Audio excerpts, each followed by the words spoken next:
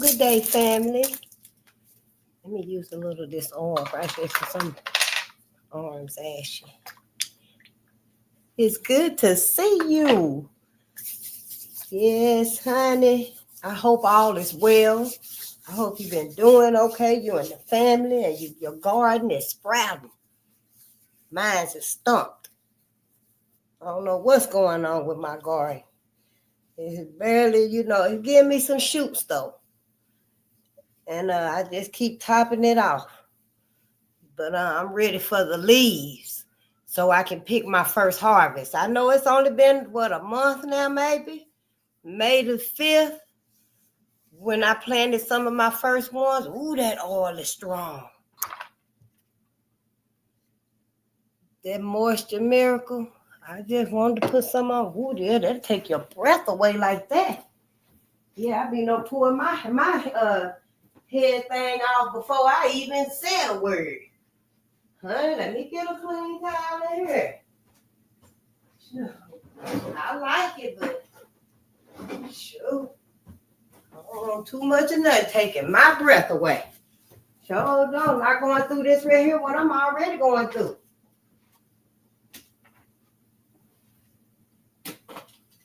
But we're going to start a new book tonight. I'm trying to decide which one. I think I have. I think we're going to go with Robert Sadler. Because I got to tell y'all something, honey, that made me feel like it was something that made me feel like I wanted, because, we're starting a new book tonight. And it was something that made me feel like I wanted to get on medical apathy. It wasn't something. I'm going to tell you exactly what it was. It was a sister. What was sister's name? I forgot her name, y'all. Hold on for just a minute. I can't believe I forgot her name. I didn't write it down. Oh, it's pretty simple to remember.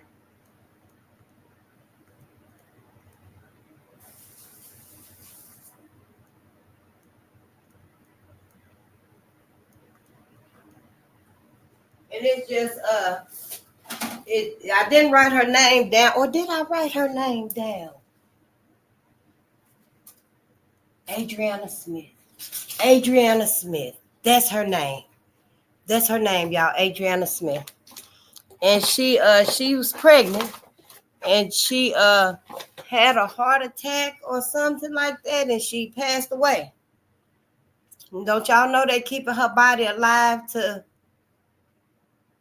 keep her unborn baby alive? And the unborn baby is still in its first or early second trimester, but the family don't want that.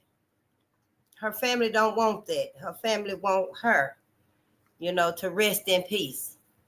And it just feels to me too like some of the people, especially her family and stuff that was coming and stuff. I ain't saying that they feel like I feel. So, I don't want them saying that Faye said this and that and stuff. But I feel like, they using her as an experiment. At this point, is it even her baby inside of her? Because these folks move so quickly on us. I don't know, is this experiment right here is of a different type from what I've been learning, and that's a little bit that I've been learning about the experiments, because, I just started learning about all of this. I didn't know about all this torture and trauma and just downright savageness on my people. I promise you I didn't, honey. But now that I am, something is beginning to come to light. Now, I don't know what they hope they're going to accomplish out of this. And the baby, we just hoping and meditate that the baby going to be okay, because the baby don't have her heartbeat. It ain't got her voice. It's just in a void. It's just in a void. It don't get I don't know. But I feel like, they experimenting again. And I would at least suggest to her family and stuff, check her out when you with her. Check her body out. Because they took her baby out and put in some more. Some other. Don't ask me what. Y'all know these people more than I do. and what they have done to my people more than I do. And then I was looking at the Portuguese slave ship. When was that, in 1837 or somewhere like that? And the Araganta, y'all, and Mina, what they did to Mina. These was American men, white men. These wasn't no melanated. All these people right here, white folks, different type of white folks and stuff. Y'all gonna have to distinguish y'all damn selves, cause you sure damned in hell. And it's just, and then Madam Delphine LaLaurie, what she was doing to them, to slaves in her selling them big ass mansions and shit. Everybody want a mini mansion. And they found all them black bodies in there, old black women and old black men with holes in their head and their limbs cut off, whole collars on their body with the spikes turned in, not out. They got the spikes turned in on them and stuff. It's such horrific stuff. So I think I'm gonna start with Robert Sadler tonight with his story, cause medical apartheid is gonna be real tough. I know one experiment I learned about some years ago with Lyle Station. I done mentioned it before, Lyle Station. Verdius Hardiman. I remember we used to say when I was a young girl, it used to be a saying or something about a hole in your head. You need something like you need a hole in your head. And today, that resonates with him. But we don't know why we were saying that.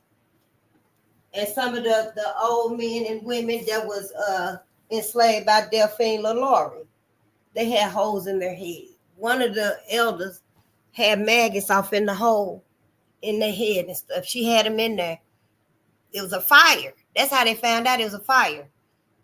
Then when everybody came and found out about the slave, all other white folk were mad. Oh, she did too much to them. But they motherfucking asses wasn't but 2 whips away from being the same. Because they didn't see us as human, didn't have no empathy and compassion towards us. So yeah.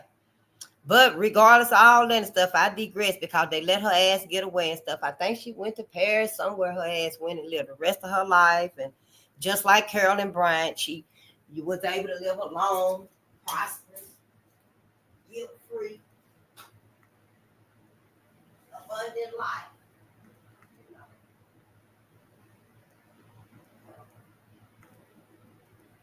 Don't read about Robert. And it's other experiments and stuff too. But yeah, I'm gonna hold this book right here.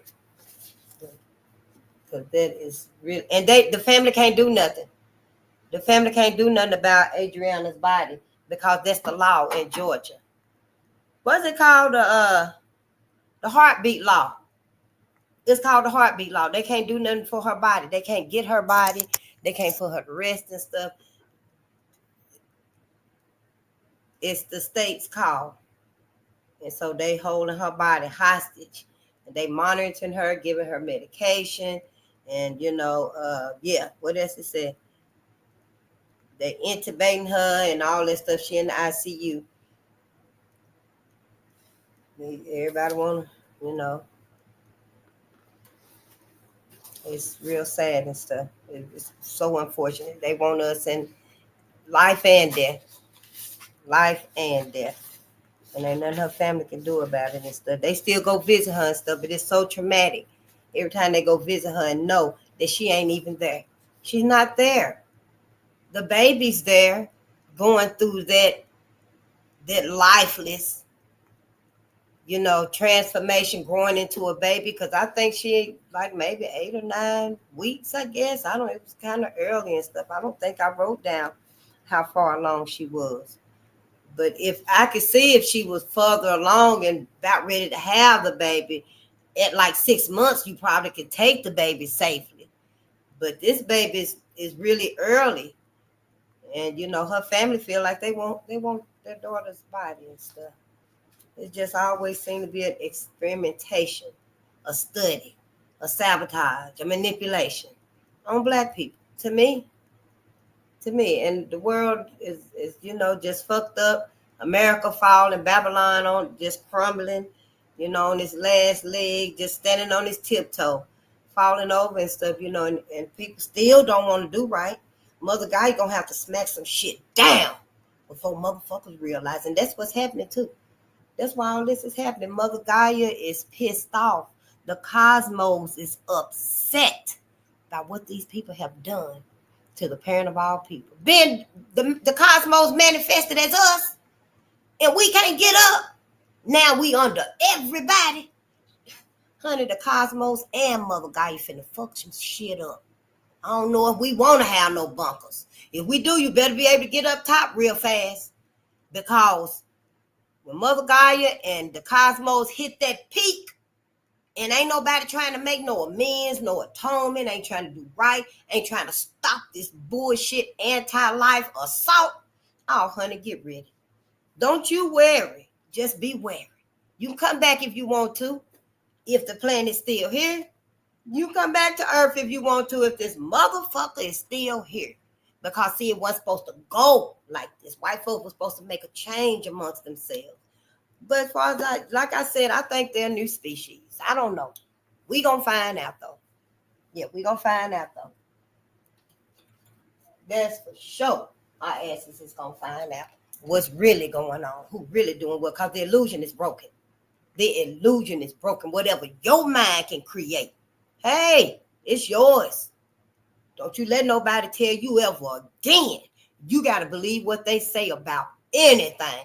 You come up with your own reality, what's going on here. Here, you still got to pay your bills. You still got to buy your food and make sure your family okay. And, you still got to do them fundamental little things in life.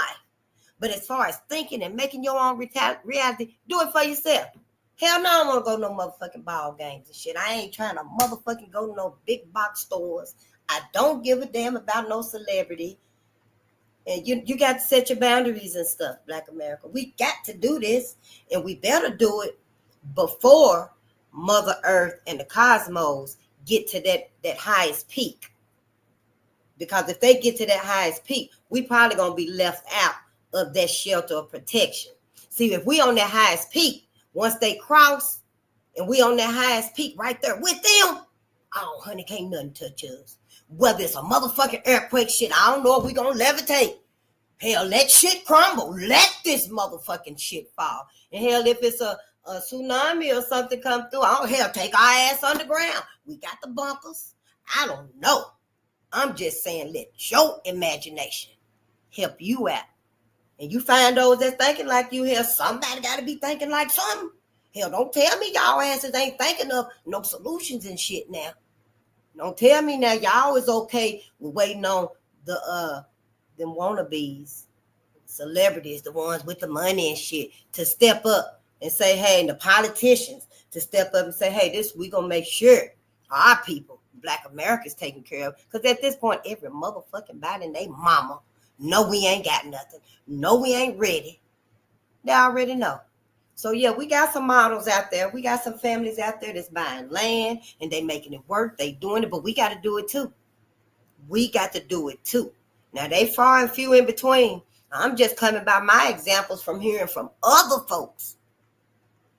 Now, I'm hearing from other folks and stuff. I listen to what they be saying. But shit, hell, I ain't got the money and the finances and the funds and resources and stuff right now. But my ancestors say, yeah, you gonna have it. You gonna have it. And I'm telling you, you gonna have it too. We all gonna have it.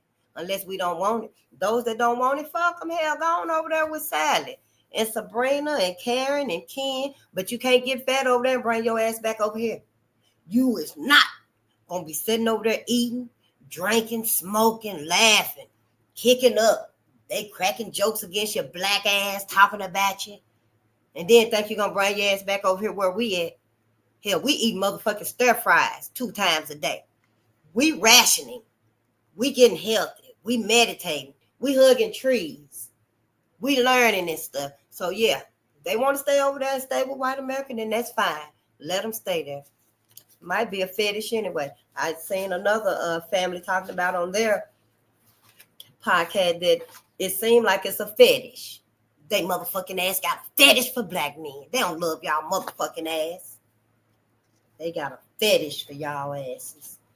They probably start eating y'all asses if you don't straighten up. I don't know what the fuck is going on. Putting you in soup and shit. Probably sucking your very spirit out of you when you sleep. I don't know what it's like. And what you want. Does the sunken place seem different? Because a whole lot seem to be willing to go to it. And this is the rubber meeting the road now. Either you gonna get right and find out who you with, where you going, or you just gonna be stuck. We all are. We all gotta do this. Yeah, it's fucked up. I'm like, how the fuck did we get to this? Sometimes I wonder, and if I'd just stayed asleep, if I probably would have came out with a two-step or dance too. Shit. But yeah, that ain't for us. It's time for us to wake up. Yep. Even if you don't want to. Whenever you see this and videos like this talking about black people, your ancestors, then it's time for you to do your little part, whatever it is. I don't care if it's showing us how to clean up. Talking to us, letting us know, girl, it's okay to throw all that shit away. Throw that shit away. Can't nobody wear it. It's stained up, got holes in it. The baby's growing up and stuff. She don't even like it. Throw it away. Every time you bring something in the house, throw something else away. You shouldn't have nothing in your house that you ain't using. Yeah, and I'm just saying, if it's something small like that, get on there and help your people. Because we need help in the worst way. Let's get this out the way right here. Copyright disclaimer under 107 of the Copyright Act 1976. Allowance is made for fair use for purposes such as criticism, comment, news reporting, teaching, scholarship, and research. Fair use is the use permitted by copyright statute that might otherwise be infringing. Non-profit, educational, or personal use tips to balance in favor of fair use. And yeah, it was something else I wanted. I was listening to Defiant Lawyers Network. I think I told y'all earlier. Don't forget about the law that they trying to rewrite the Higher Education Act of 1965. And y'all, this right here, this law is gonna strip the funding from the Higher Education Act. It's gonna strip the funding from medical centers, doctor's office, hospitals, little clinics, and little stuff like that where you go in urgent cares. I guess anybody that's mentioning racism, that's got racism in their policy or their curriculum or what have you, then they're going to cut the funding on it. So that's looking like there go our doctors and nurses and stuff. That's ours. So yeah, look for them to be setting up their own medical establishments for us. I'm meditating that that's the way it's going. We being forced to improvise. So me down here and stuff, I'm anticipating that that's what our people gonna be doing. Once these things happen to them and they find themselves cut and out and the door boom shut, they go here. Let's build our own dynasty. Let's build our own empires and stuff. We need them anyway. But I just want to say that to say that your garden, our garden, you got to get on that garden and stuff. Like I said, mine's is trying to sprout over there. I think I need to cover them up because when they seedlings, when you start out with seeds, they like to be in the dark. And see, I've been keeping the lid off of them, but I'm going to have to put them lids back on and stuff. We got to get our garden started and stuff. Everybody do. Let your sisters, your cousins, your aunties, let the babies know, the little children and stuff, your teenagers and stuff, get us into this. And go on and tell us the truth. Quit fucking lying to them. Go on and let them kids know the truth. That, yeah, everything finna be fucked up. We're going to have to ration food, water and stuff. Let me show you what Led Farmer showed me. I started to do it today. But, honey, I did it. But I'm going to do it, though. I might start out with a couple of these right here. If I can sacrifice it. If I can sacrifice it. Then I bought me a drill, too. So I could drill my own holes in my buckets. But take you a bucket like this right here. It's a 5-gallon bucket. Get you one for each one of your children and yourself and stuff. I guess if you got a dog, get his ass one too. And put your name on and stuff and put you some edibles in there. So he said, Led Form said, so when things get down like that and stuff, you get hungry and stuff, go up in there, get you a packet of oatmeal. Take your ass in there, get you a packet of oatmeal. You're going to use that, whatever little hot plate you got over there, and heat you some water up and heat that oatmeal up. And that's what you're going to be eating. Put you some little stuff like that in there that'll be easily accessible. You know, I don't like noodles and stuff. Take forever to digest and stuff, like 3, 4, 5 hours to digest in your tract and stuff. But maybe put you a pack or two in there when it get down to the end and stuff. Some noodles might be good. They might be pretty good, you know. So get you some little stuff like that and get you a 5-pound, a 5-gallon bucket and put you some little stuff off in there. Stuff that'll be quick. You know, you don't want to get nothing like no rice or nothing like that. By the time that rice get done, shit, you be fell asleep. Shit, and then you can wait till the next day to eat. Because the hunger gonna be no left. It's gonna be very handy if we practice in fasting now. Even if it's an hour here, an hour there, it adds up. Get so busy that you ain't even ate all day, because that's gonna come in handy too. When shit, hell, motherfucker gonna be lurking around and shit. Don't you fire up that damn grill over there, because you might want to have you some cement bricks. I seen it on the video. Get you some cement bricks and get you a little fireproof metal thing, something to set on there, and honey, have you just a little bit of tin, like a green bean, one of them large yam cans or something. I don't know what you're gonna make it out of. Make you a little fire thing right there.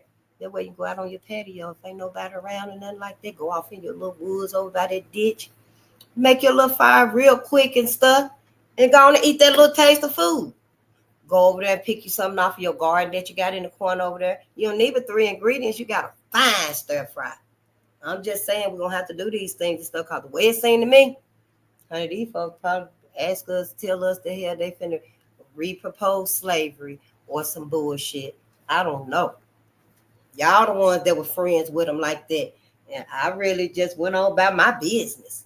I thought everybody motherfucking ass was doing right. Come find out, ain't nobody doing right. But I digress. We're going to have to do what we're going to have to do. Don't worry, be wary. And just try to be prepared and stuff. And as we go on and stuff, hopefully we'll find other solutions for other things and stuff, because it's deeper than even this. Can you even imagine? Yeah, I know y'all probably like, no, can you imagine? Oh, I can. I can imagine exactly what's going on. But see, we got to keep our eyes on the prize. It's all about our ancestors, baby. This is all about my ancestors, my people. I hope y'all, and I know y'all are, fighting it on this end right here. What's happening to us today? And I got y'all back. Tell them motherfuckers what the fuck they out there doing to us. And then they act like they don't know. Keep your ass, you stand up on they motherfucking asses. Because I sure got my ancestors, honey. Sure do. And that's what we got to do. Just keep your eyes on the prize. Everybody else is. I promise you. My mom ain't never lied to me. But she didn't know this. My mom didn't know all of this. I know she didn't. And she knew that's what my heart was at when I was a little girl. She couldn't have known all of this and stuff. But my great grandmama and my grandmama now, they knew. Nobody never told me. We never talked about these things where I'm from. And it happened where I'm from, where all of us from. It happened. But it wasn't knowledge for us. We wasn't able to learn it, use it, love it, embrace it, know it, teach it, learn from it, make our decisions based on the history. It was just wiped away from us. I feel motherfucking betrayed. Yeah, I'm motherfucking. Ooh, I forgive my ancestors. I forgive everybody. But white folks, fuck them. I don't forgive white folks then or now. I sure don't, and I ain't got to. That's how I feel about it. Because they the ones ain't made no amendments. They the ones could have made a whole different turn on things and stuff. Got us living like we ain't got no motherfucking sense in America. Because they ass ain't got no sense. Because they ass is fucking psychotic. That's why Everybody's mind is fucking gone. Yep, and it could be dealing with their asses. I don't know. They done sabotaged everybody, everything that there is. And then we want to wonder why folks is fucking crazy.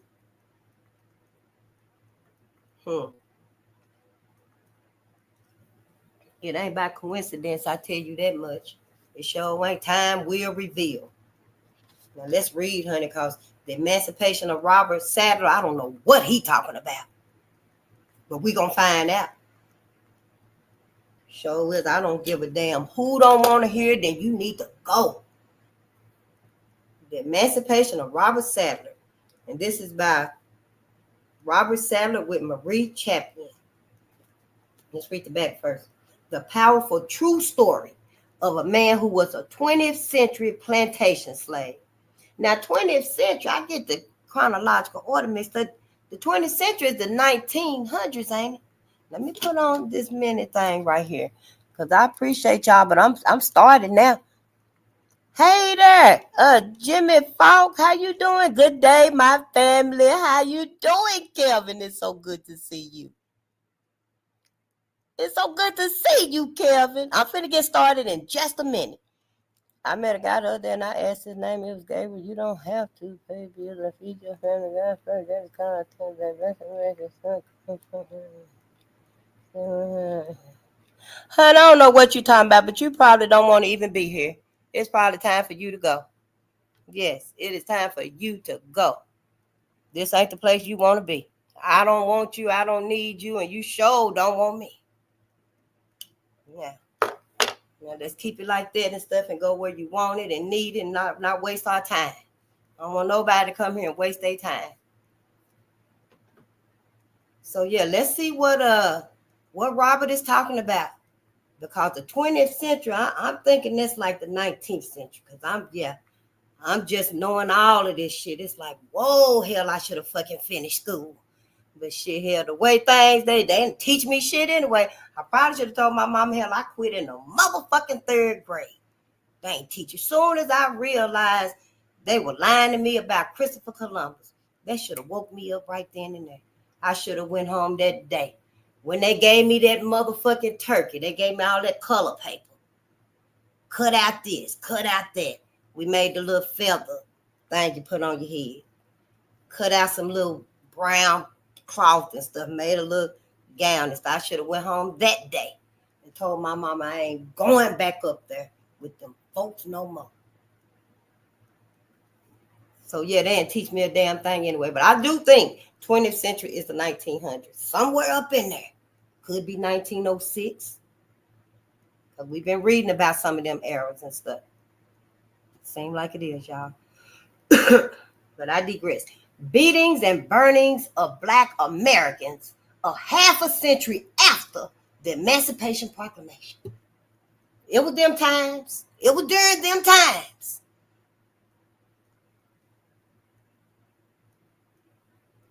The book vibrates with action, an exceptional reading experience. That was the Christian bookseller.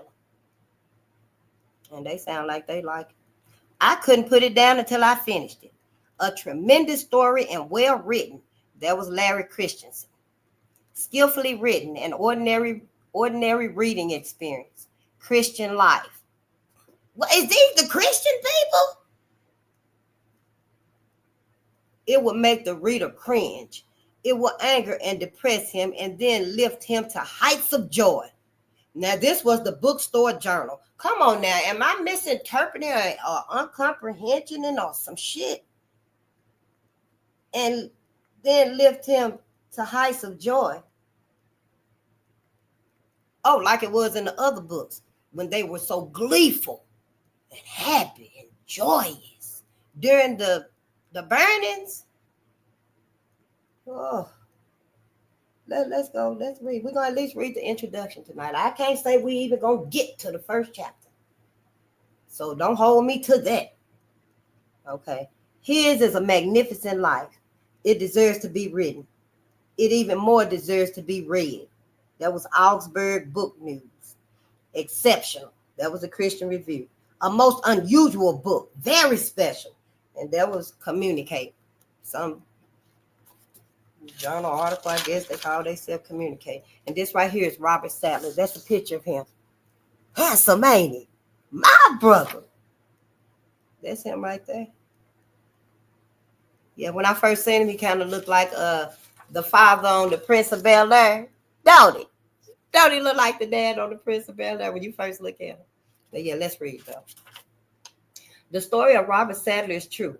A few names and certain incidents have been altered slightly to protect the privacy of individuals involved, but the authors have striven to maintain authenticity and accuracy in documenting this book. Let's go over his acknowledgments, because if he got time to acknowledge them, then we do too. I do.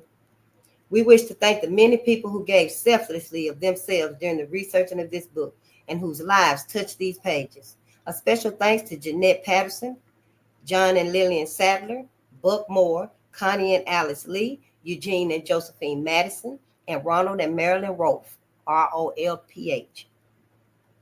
For their faithfulness, support, and continuing prayers, Myra Gebert, GEBHARD, Gladys Dunbar, Dorothy Jordan, Frank and Kathy Kripatis, KRIPAITIS, Jacqueline Sadler, and Peter, Krista, and Liza Chapin, CHAPIAN. Thanks to our editors and publishers for their sustaining concern and love, with a specific grateful note to Kent Garberg, to the countless people who have waited to see Robert Sadler's story in print, and to the many who have helped and encouraged us, we give our deepest thanks. And that was Robert Sadler and Marie Chapin. Oh, and I meant to read the front right here. This is what he said. I'm not the only one who went through it, but I can't hold still no longer. I'm going to have to tell it. I thought I had forgotten, but I haven't. Help me remember it, Lord, so I can tell it. Oh, Lord, help me remember. Remember what? He got away? Because, you know, in the other books, nobody got away. Did Robert get away? Is it some clue to what he finally saw? And he kept that secret. Ooh-wee. He kept that secret. Let me see, when was this?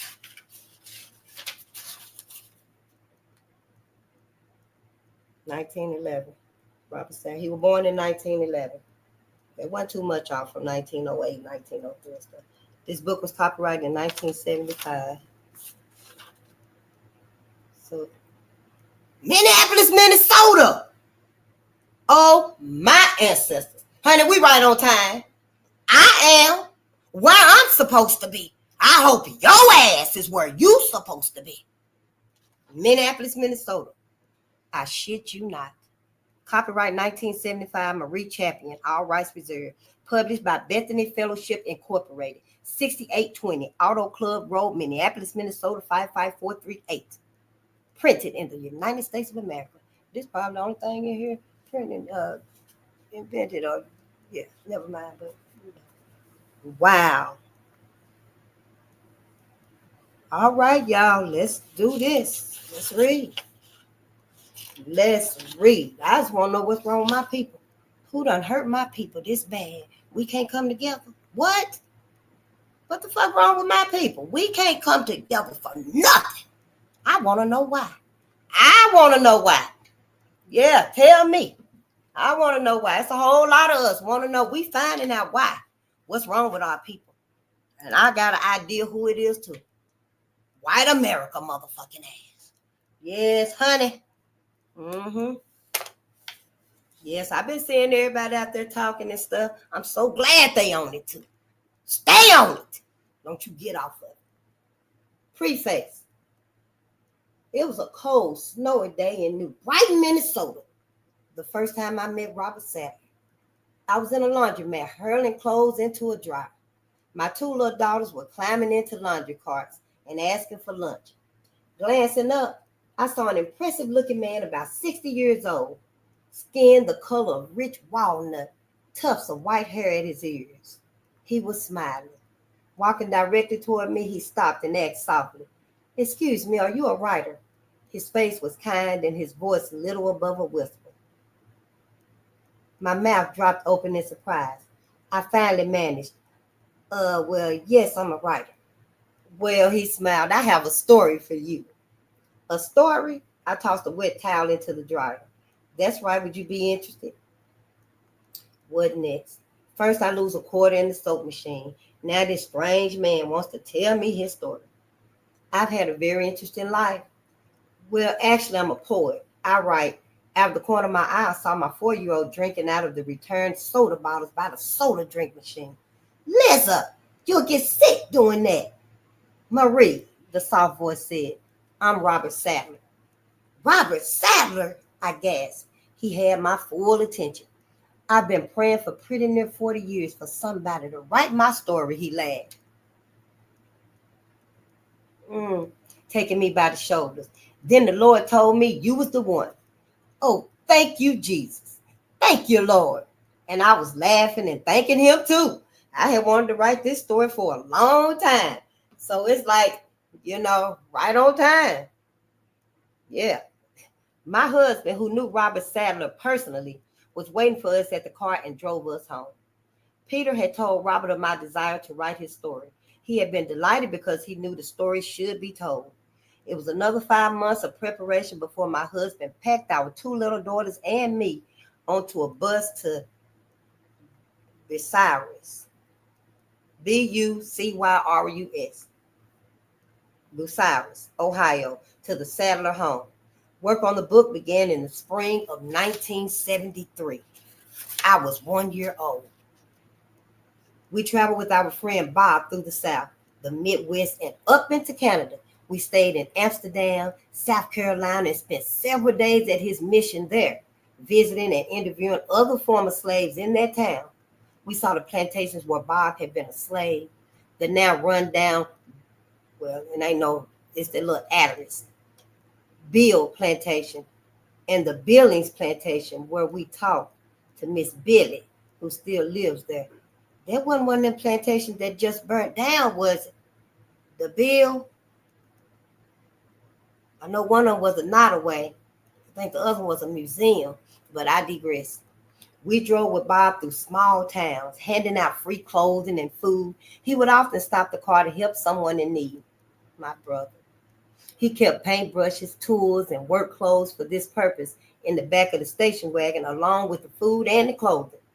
We heard him preach in churches and homes in the mountains of the Virginias, the Carolinas, and in Indiana, Ohio, Michigan, Illinois, and Ontario, Canada.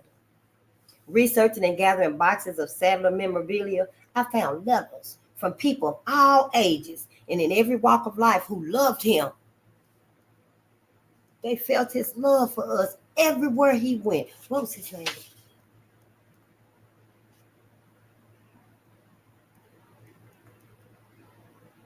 He had been to life to the Sadler home. Bob. That's his name, Bob. All right, let's read. And I knew why. I found letters from people of all ages and in every walk of life who loved him. And I knew why. Loving, gentle, humble, and unselfish, his was a personality of magnitude. He had been through he had been through hell that those of this generation in America can hardly imagine. And he had overcome. Overcome! He looked down on no man. Every person, young, old, rich, poor, sick, well, happy, sad, he found intensely important. I marveled at Bob's capacity to love people. He was never too tired or too busy to help someone or to make somebody feel special. People from everywhere, from all stations in society, visit the Sadler home in Bucyrus. One man helplessly crippled with cerebral palsy visited regularly. Bob would hold his plate and feed him, wiping his mouth for him, and carry on full, happy conversations with him when no one else in the room could understand a word of the garbled noises made by the handicapped man. Now, why people got to be like that? At least talk to him. You ain't got to ask him no deep questions. And people like that today and stuff just fucked up. Everybody fucked up. If y'all done fucked everybody up in this country. So have. I don't want to talk to nobody these days. So don't. Living and working with Robert Sadler has been a high point in our lives. I consider it one of the greatest honors to know him and to have written his story. And this was Marie Champion in St. Paul, Minnesota. Now, these names have been changed to protect, you know. Part 1 is slavery. You mean to tell me? Part 1 is from page 13 to page 147. We're going to start chapter 2 on page 147. Yep. That's a long ass chapter. Well, part, I suppose. But then I guess parts are longer than chapters. I guess that's why they call it parts. I don't know. Maybe it could be a movie or something like that. It should be. All of them should be movies. Yeah. All right, let's read, y'all. This is the Emancipation of Robert Sadler. And it looked like, yeah, since it's in parts, we are reading. But we won't finish chapter 1, definitely. Oh, it's in chapters, part 1. Part 1 is definitely in chapters. We'll at least try to get through. I haven't read this book. I hadn't even opened it up. Oh, these are some real short chapters, y'all. What time is it? 12:45. I'll say we'll read to chapter 5. Yeah, I could do chapter 5 and, by 1:30, I think. I can read that fluent. At least that much. Let me plug up right fast, though. But every time I come back, it's always like the first time. Mm-hmm. And I love y'all. I thank y'all so much for being here to learn about our ancestors, honey. Sure do. Honey, it ain't nothing more that you need to be learning. Get yourself together. Because, honey, you're going to need to know more than Martin Luther King and Malcolm X. Your motherfucking ass going to need to know some ancestors. You're going to need to know Medgar Evers, L.Q. Ivy. You don't know who's going to show up. But you better start learning.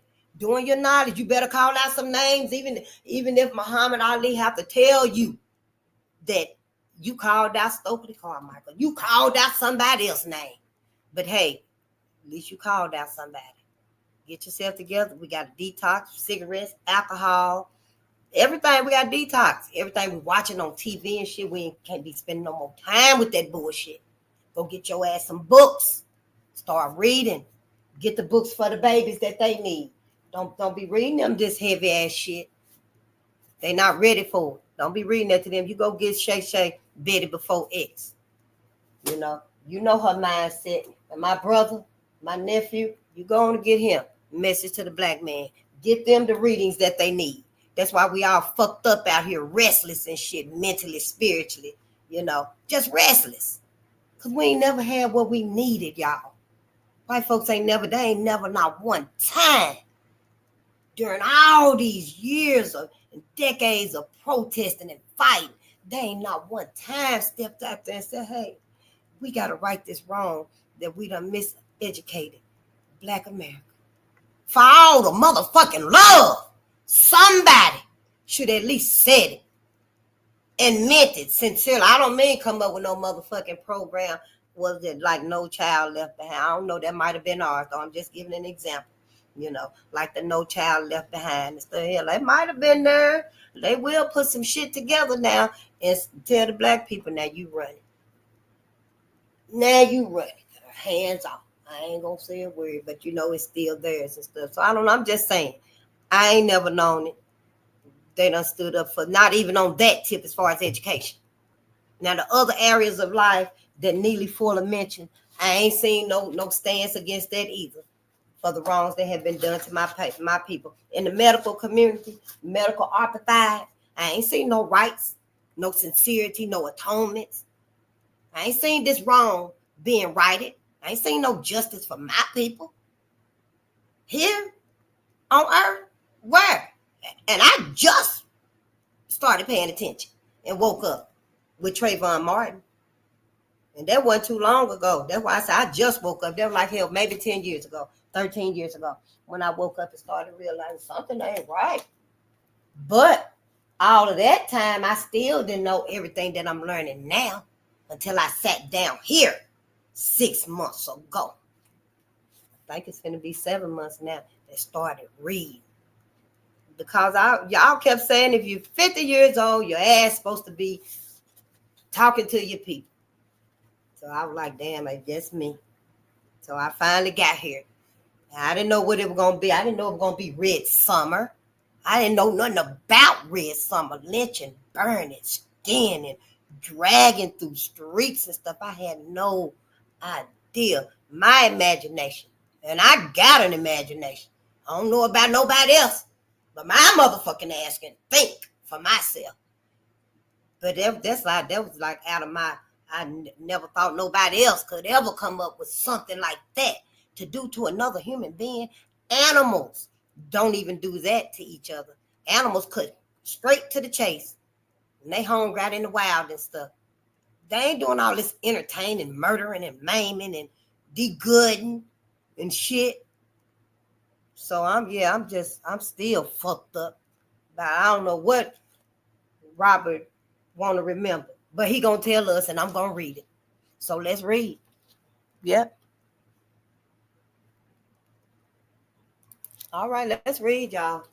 And just, bear with me and stuff. You got to go and stuff, family. That's all right. I'll see you the next time. Because this ain't for everybody. I ain't for everybody either. Sure ain't. I had a big ache inside me as I walked down the street towards the mission and saw the men still asleep in corners and doorways. It was hot and still, and flies buzzed around their faces. Soon they would be lined up against the walls of the buildings, stinking, sweating, worn and broken, looking for a bottle, a fix, money for something to eat. I thank the Lord that I wasn't lying there with them. I could have been, We were gathering that morning in our Sunday service. I watched the little congregation file into the room one by one. Young children sat quietly on folding chairs, dressed in their Sunday best, holding Bibles and paper fans. We greeted one another with grins and hugs and then sat waiting for the service to begin. There was a feeling of excitement in all of us. Not that this was any special meeting, but as believers in God, we always expected the Lord to touch and bless us when we met together. And he never let us down. But they ass left family out there on them corners. Left them out there on them corners.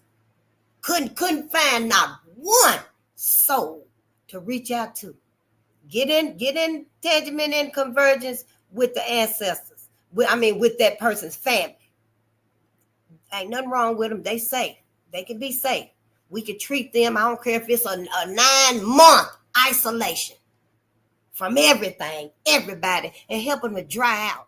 Help their mind, their body, their soul, and their spirit to dry out from the alcohol. Have a nurse on hand. You the church.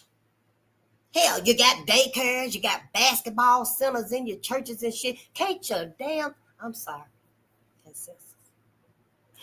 churches, can't you have a first aid kit or a nurse or a little clinic or something in your church? Run the speaker in there to them too. They can hear you preach about going to heaven with white folks. And you don't need to go to heaven with white folks. You better not go to heaven with white folks. If you ain't learned nothing else from me up until now, you better start deciding, thinking about it, reconsider where you want to spend your ever after, honey, your forevermore. But I'm just saying, your churches and stuff, you're supposed to have some resources for the people.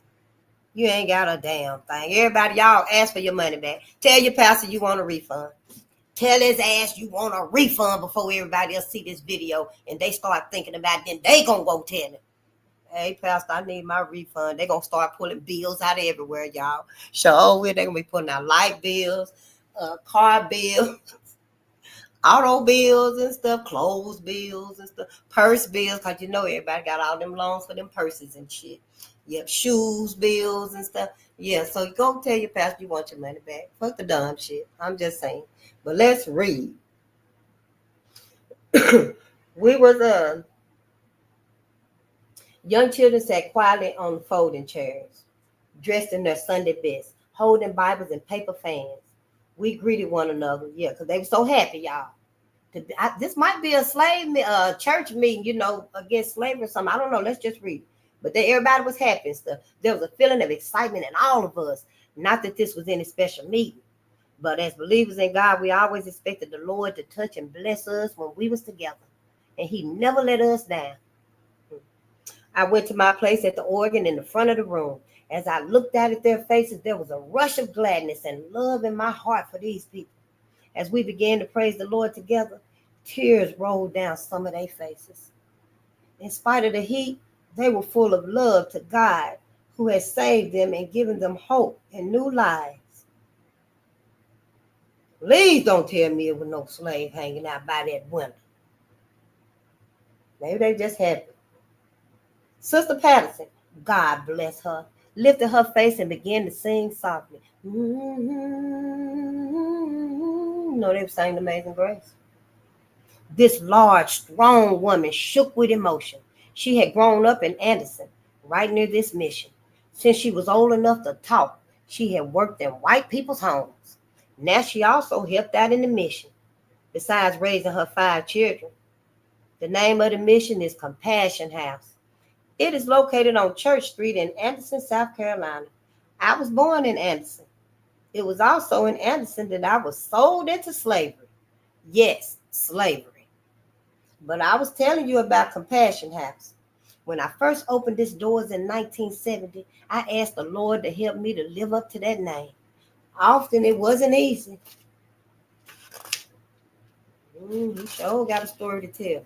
When you're dealing with drunks, alcoholics, prostitutes, pimps, and drug addicts, you get used to being conned, propositioned, and robbed. There was a pink curtain separating the front meeting room and the back room where I cooked and slept. So I guess that's why he didn't try to reach out and save at least one person, because they always used them and stuff. But it's a way to do things. I mean, you can't just put somebody somewhere and think that is going to do. You got to put them somewhere that's going to nurture them, and it's going to help them open up, and they're going to feel that serenity and the love like nature. Like take them, like hell, it might be 2 to 3 years. I don't know. Just get a farm somewhere with some animals that's so serene and peaceful out there, and a small lake and stuff, and have your clinic out there, because you're going to have to monitor their mentality and their spirituality and stuff. I don't know, don't take religion out there and stuff, kind of leave that out of it and stuff. Let them hug some trees, walk barefoot. I'm just saying that. And if you do take religion out there, you got to take everything else too. I mean, you take chayo, and you're going to take religion, take everything else too then. But just don't leave everybody out on the corner like this. Especially if they right there by your door. Something. But I get it, he was tired and he just didn't want to put no more effort into, dragging them in there and stuff. Because it's hard to change when you're in that same old fucked up environment. You got to move. If your ass got to pick up and go somewhere, then you need to pick up and go. Change that vibration. Change that frequency. You can't stay where you at and then be like, yeah, it's working. Yeah, it's working. Because it ain't working. You might be withholding and abstaining from that right there, but it's still vibrating inside of you. It's still vibrating inside of you. You got to get yourself gone where you can get you a different vibe, different frequency about yourself. I'm just saying. But let's read. There was a pink curtain separating the front meeting room and the back room where I cooked and slept. In the back room now was a young man with one lung and sclerosis, sleeping off a drunk. He told me he wouldn't take another drink as long as he lived if I'd let him stay with me. But he had promised me the same thing a dozen times. We could hear him coughing while we sang. I quietly went back to the cot where he lay crumbled up in a ball. You in bad pain, son? No, I'm just fine. Maybe we ought to get you to the hospital. I ain't going to no hospital. All right, that's what you want. If I die, man, I ain't dying in no hospital ward. I'm dying with a bottle of whiskey in one hand and a woman in the other. And God help what's in between. You don't have to die, Evans. You can live if you want to. The young man looked up to me. Preacher, he said, go to hell. I sat on the edge of the cot and began to pray. His young, tough face was thin, worn like an old man's. His body was emaciated. When I had finished praying, I noticed a photograph on the floor beside him. It must have fallen out of his pocket. I picked it up and held it in my hands. Who's this little child, son? It's my daughter. I stared at the photograph of the smiling, round-cheeked girl. I was startled for a moment. It looked just like my baby sister, Ella. Lord, it was 60 years ago. I could see little Ella sitting on Mama's lap. Mama was singing to her. I was curled up alongside them, and in the quiet, hot shadows of our cabin that summer afternoon, it seemed as if the whole world was singing. Lord, Mama had a way of making things just like that. Ain't that something? You being the daddy of this fine child. The boy grunted. You know something, Evans. It looked just like my own baby sister. It's like her likeness, sure enough. 60 years ago. Lord, Lord. Evans grunted again and cursed. I handed him the photograph. Yes, sir, a fine little child. You can be mighty proud. Go to hell, preacher. The meeting was longer than usual that morning. I preached about the power of forgiveness, what joy and power there was in it. I knew what I was talking about.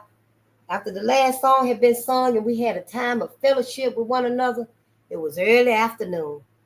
When the people was gone, I sat alone in the empty room with only the sound of Evans' heavy breathing coming from the cot in the back. I would have to take him to the hospital. I went to the back room and stood beside him. Come on, Evans. We're going to the hospital. I ain't going to no hospital. I said nothing. I just stood there next to him. He looked at me and then suddenly he seemed startled. He quivered a little and sat up quickly. Okay, Sadler, okay. I got Evans to the emergency room and they admitted him at once. He was pretty well known around there. The preacher done carried me here, he told the doctor. There ain't nothing wrong with me. The preacher got a way of making a man do just what he don't want to do. You're wrong, Evans, I said. I want to see you saved. That's what I want. I want to see you living for God instead of living for the devil. Evans' eyes narrowed. Well, when you look at me with a great big old shiny ball, bright enough to blind a man all around like that, what am I supposed to do? Well, let me read that again. He said, well, when you look at me with a great big old shiny ball, bright enough to blind a man all around like that, what am I supposed to do? If you saw something bright and shiny, Evans, you were seeing the Lord and not me. I walked to my car that afternoon praying Evans would give his life to the Lord. It burdened me to see a man wasting himself when he could have a rich and fulfilling life as a child of God. Back at the mission, I sat quietly thinking. So many thoughts twirled in my head. I didn't know how to sort them out. I wanted to think back as far as I could remember, think on things I had long ago buried and let stay buried. There were things I had never told anyone. Now was the time to tell it, though. That picture sure looked like Ella. I thought I had forgotten, but no, I hadn't. Help me remember it, Lord, so I can tell it just the way it is. Lord, help me remember. Can y'all hear me? Let me make sure I ain't on mute because I'm started now. I think so. Ain't nobody saying it. Can you hear me? Family Kelvin. Just type of 1 in the chat. I get it. What I hear is see everybody say chat. Type of 1 if you can and a 2 if you can. Because I'm getting started now. Yeah, what happened? Chapter 2? Chapter 2.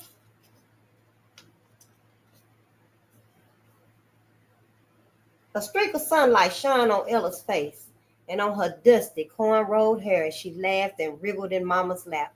She was 2 years old that day. Mama had saved up and bought some fresh fruit from the white folks' fruit stand about a mile down the road, a pair and a peach for everybody.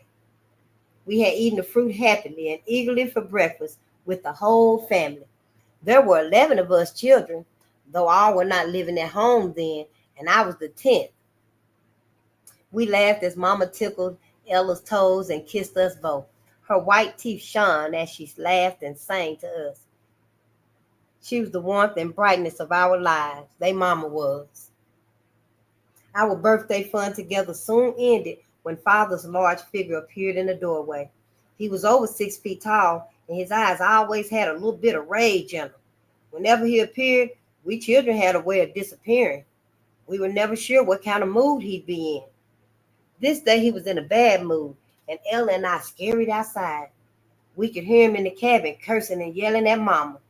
We knew there'd be no more singing that night, and Ella's birthday would not be mentioned again. Our small 3-room shanty was on a large plantation south of Anderson, South Carolina, about a quarter of a mile off the road. Our cabin was built of pine wood and leaned slightly to one side. Its wooden window frames had no screens or glass, and inside there was no ceiling or floor coverings. During the day, we could see the chickens running underneath the house, and at night we could see the stars through the boards of the roof. We had a barn of unpainted wood for our mule and buggy, a chicken coop, and a pig pen for the pig when we had one. Mama cooked over the fireplace at one end of the kitchen. There was a long wooden table with 2 benches on either side in the center of the room, like a picnic table. The straight back chair Father sat in was in one corner.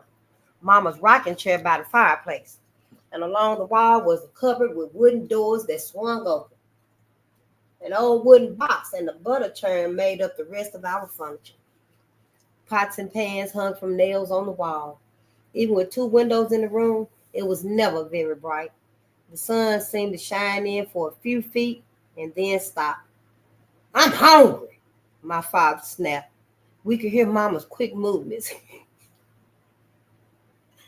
I'm sorry, y'all, but I can see that. His motherfucking ass hollering, "I'm hungry." Can't you see that? After his ass done took his punk ass out there and ain't said nothing to them white folks. He ain't said nothing to them white folks stuff, but when he get his ass back home and stuff, then he want to be mean to everybody and shit. And see shit, she should have hit his ass in the back of the head, one of them cast iron skillets that she had. Yeah, and his big ass, he's 6 feet tall. She should have hit his ass 3 times and back his head. And let his ass lay out for a while. Now that second time hit him the hardest that first time. And that second one kind of tapping. And that third one push his ass on over. And his ass, he'll be all right after that. Because at some point he'll take the shit out on the ones that's making you feel like that. Don't come home making them feel like that and shit. And the house is little anyway. It probably seemed like his ass just cover everything. You know, when he walk in the room and stuff. Oh, wait. We could hear Mama's quick movements getting his supper on a plate. There was hot cornbread baking in the ashes near the fire and fatback frying in the skillet. She rarely answered Father back, even if he was in a good mood, because she couldn't stand his motherfucking ass. She couldn't stand his motherfucking ass, old punk ass.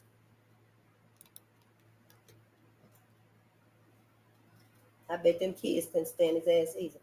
Ella and I were sitting close together, burying our toes in the dirt alongside the house, when we heard a loud smack from inside. Then there was a tumbling, and we held our breath. Father had hit Mama and knocked her down. We crawled under the house to be outside his reach when he came out of the house. As I sat in the darkness underneath the house, I fought tears of fright and anger. Even though I was just a small child, I wanted to jump up and defend my mama against that big, cruel motherfucker. And big as his ass was, I bet them white folks running all over his big ass. Little bitty white folks probably running all over his ass. Little bitty white kids and shit. And he calling that yes master. Looking down at the yes master. Looking down at the little white kids and stuff. Didn't get home, want to beat on his family and shit. Yeah, she should have been no knocked. She should have stabbed his ass in the leg with a knife. Your ass, you gonna hop over here if you want to. And you see it coming. I'm just motherfucking saying. Hell, it's still like that now shit, taking all your anger and your frustration out on your family, your friends, your loved ones. Instead of, goddamn it, letting white folks know that's where your anger is at. That's what's got you restless and got you feeling like you don't love yourself, you don't know yourself, you don't want yourself. All this indoctrinated and bullshit. That's where the fuck it come from. It was not long before Father had finished eating and was fixing to leave again. We could hear Mama pleading with him. Please stay home, honey. Don't go out again tonight. His curses rang through the air, and soon he stamped out of the cabin and was walking up the road. That night in our bed on the floor, we could hear Mama's soft crying coming from the room next to ours where she slept. By morning, Father still wasn't home. The days and nights continued like that. Father ranting and Mama crying. On the rare nights he stayed home, he'd be drunk. Two of my brothers had moved into town to find jobs. My sister Ada and Janie were hired out. My brothers Leroy and Johnny were day workers on the plantation where we lived. And Pearl and Margie helped Mama work the land we rented with the work at home. With everybody working, they left Ella and me to ourselves most of the time. We usually played together in the dirt outside our cabin, or we'd play near wherever Mama was working at.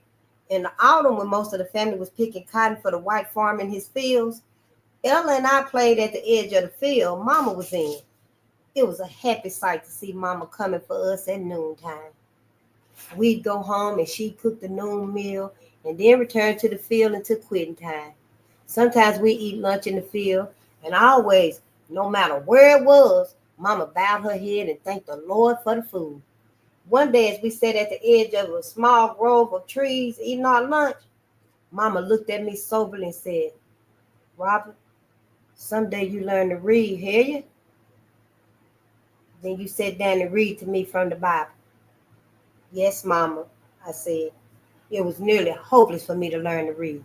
Not many of the blacks in our area ever got a chance to go to school.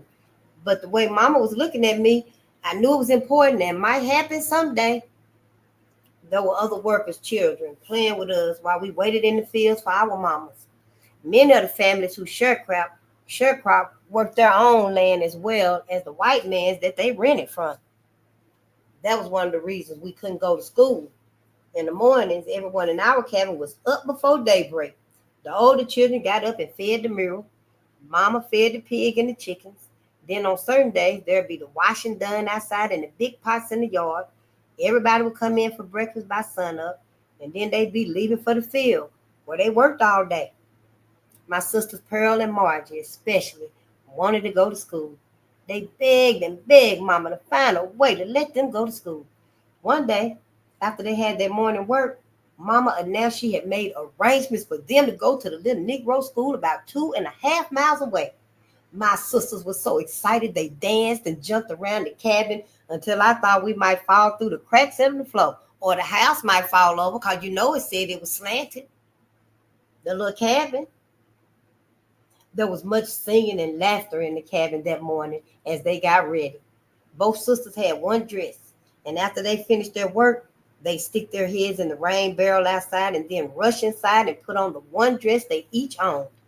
I watched them hurry out of the house and begin the 2.5-mile walk down the road to school. Mama would holler out for them, be sure and be home by 10:30 so as to knock down cotton stalk. In a few hours, they'd be home, and the first thing they would do would be to wash their dresses in the basin and hang them over the chair to dry before the fire until they take the smoothing iron the next morning and iron them for wearing.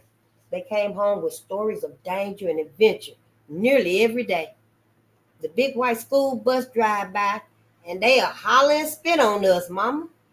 One morning they came home crying so terribly, I thought maybe the white children had beat on them. It was worse than that. They had been walking up the dusty road the 2.5 miles to school when the white farmer we rented from approached father. Where those children of yours going, Jim?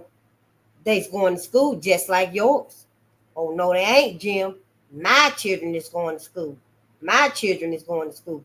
Your children is going to the field. From the fierce look on his face, father knew that he better send his children to the man's field, a big punk ass. Though they worked for nothing, he knew if they didn't, some mighty bad things might. Though they worked for nothing, he knew if he didn't, some mighty bad things could happen to him. Get out the field, children. Children. That's what he said. Get out the field, children. Chillren. And my grandmama used to say children. Chirren. And your grandmama probably said chillin. Chillun. I love our language. I love us. I love us through all of it.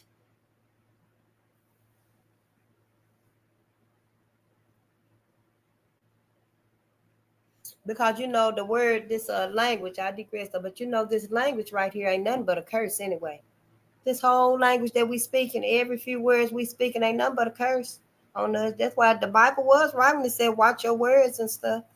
But yeah, it's for a whole different reason. We missed the whole different reason that it was and stuff. See, yeah, it's my opinion and stuff. White folks put a spell on this whole language. They the one said it was spelling. You the one got used to be lessing yourself. You got one to accepting and loving, embracing, mourning, grieving and stuff. This whole language, I didn't know either. I was one of the happiest people. I'm one of the happiest people when I wake up in the morning. And good morning. I didn't know it was like it meant it is, but it happened. But it is. We got to change that whole greeting and stuff. We can't be saying them all fucked up, lame, weird ass, white greetings. Good morning. Good morning. Nah, fuck that. Hell, you say peace, good day. Some of us be saying hotel. You can say something else. Good morning. Yeah, fuck that shit.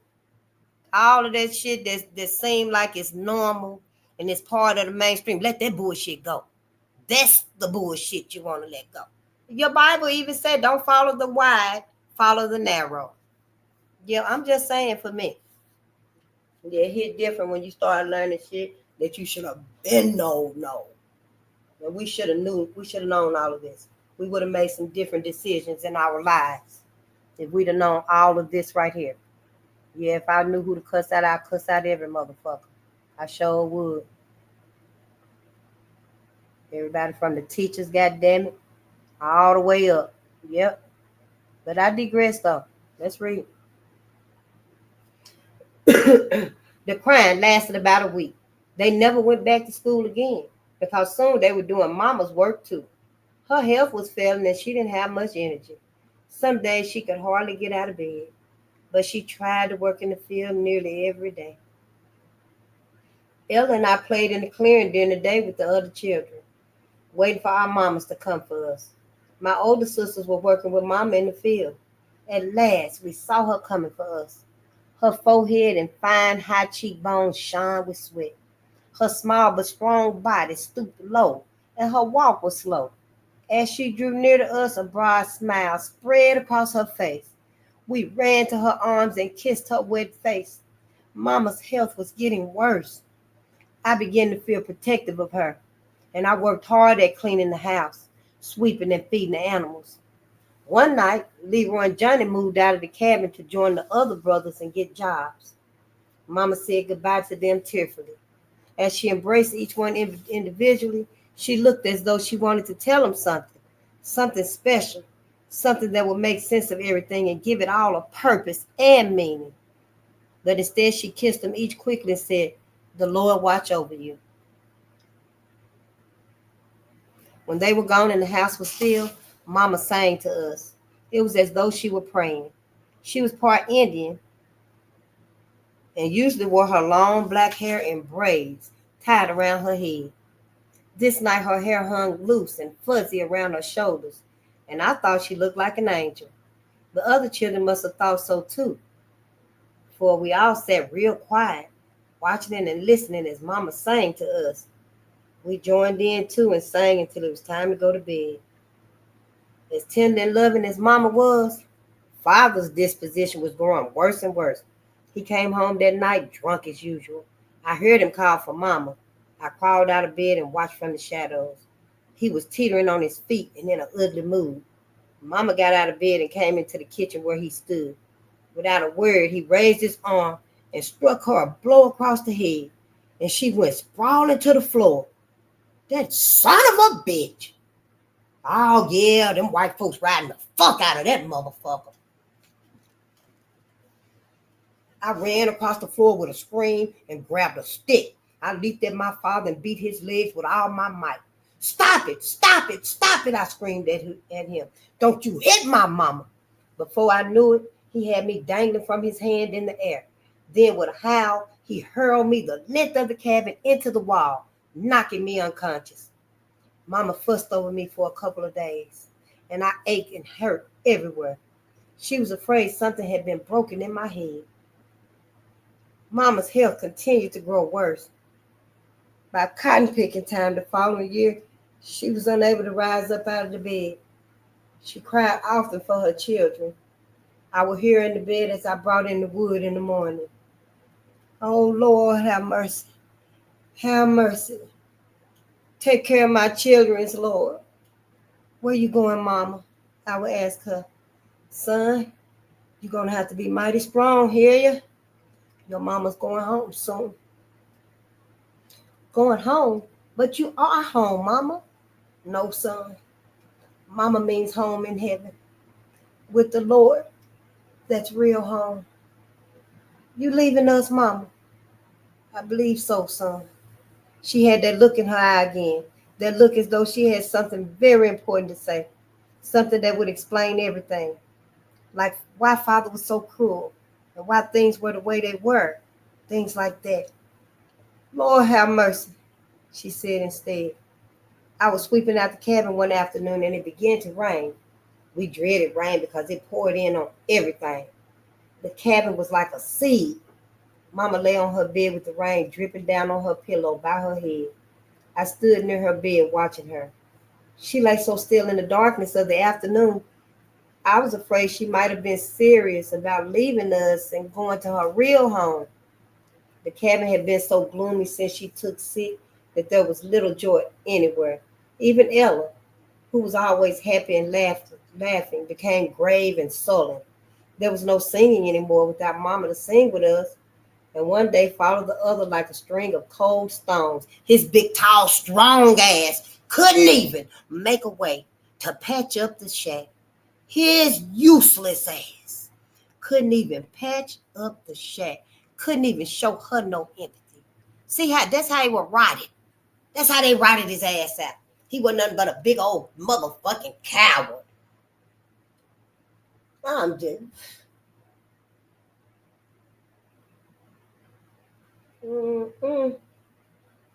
It rained for 3 days.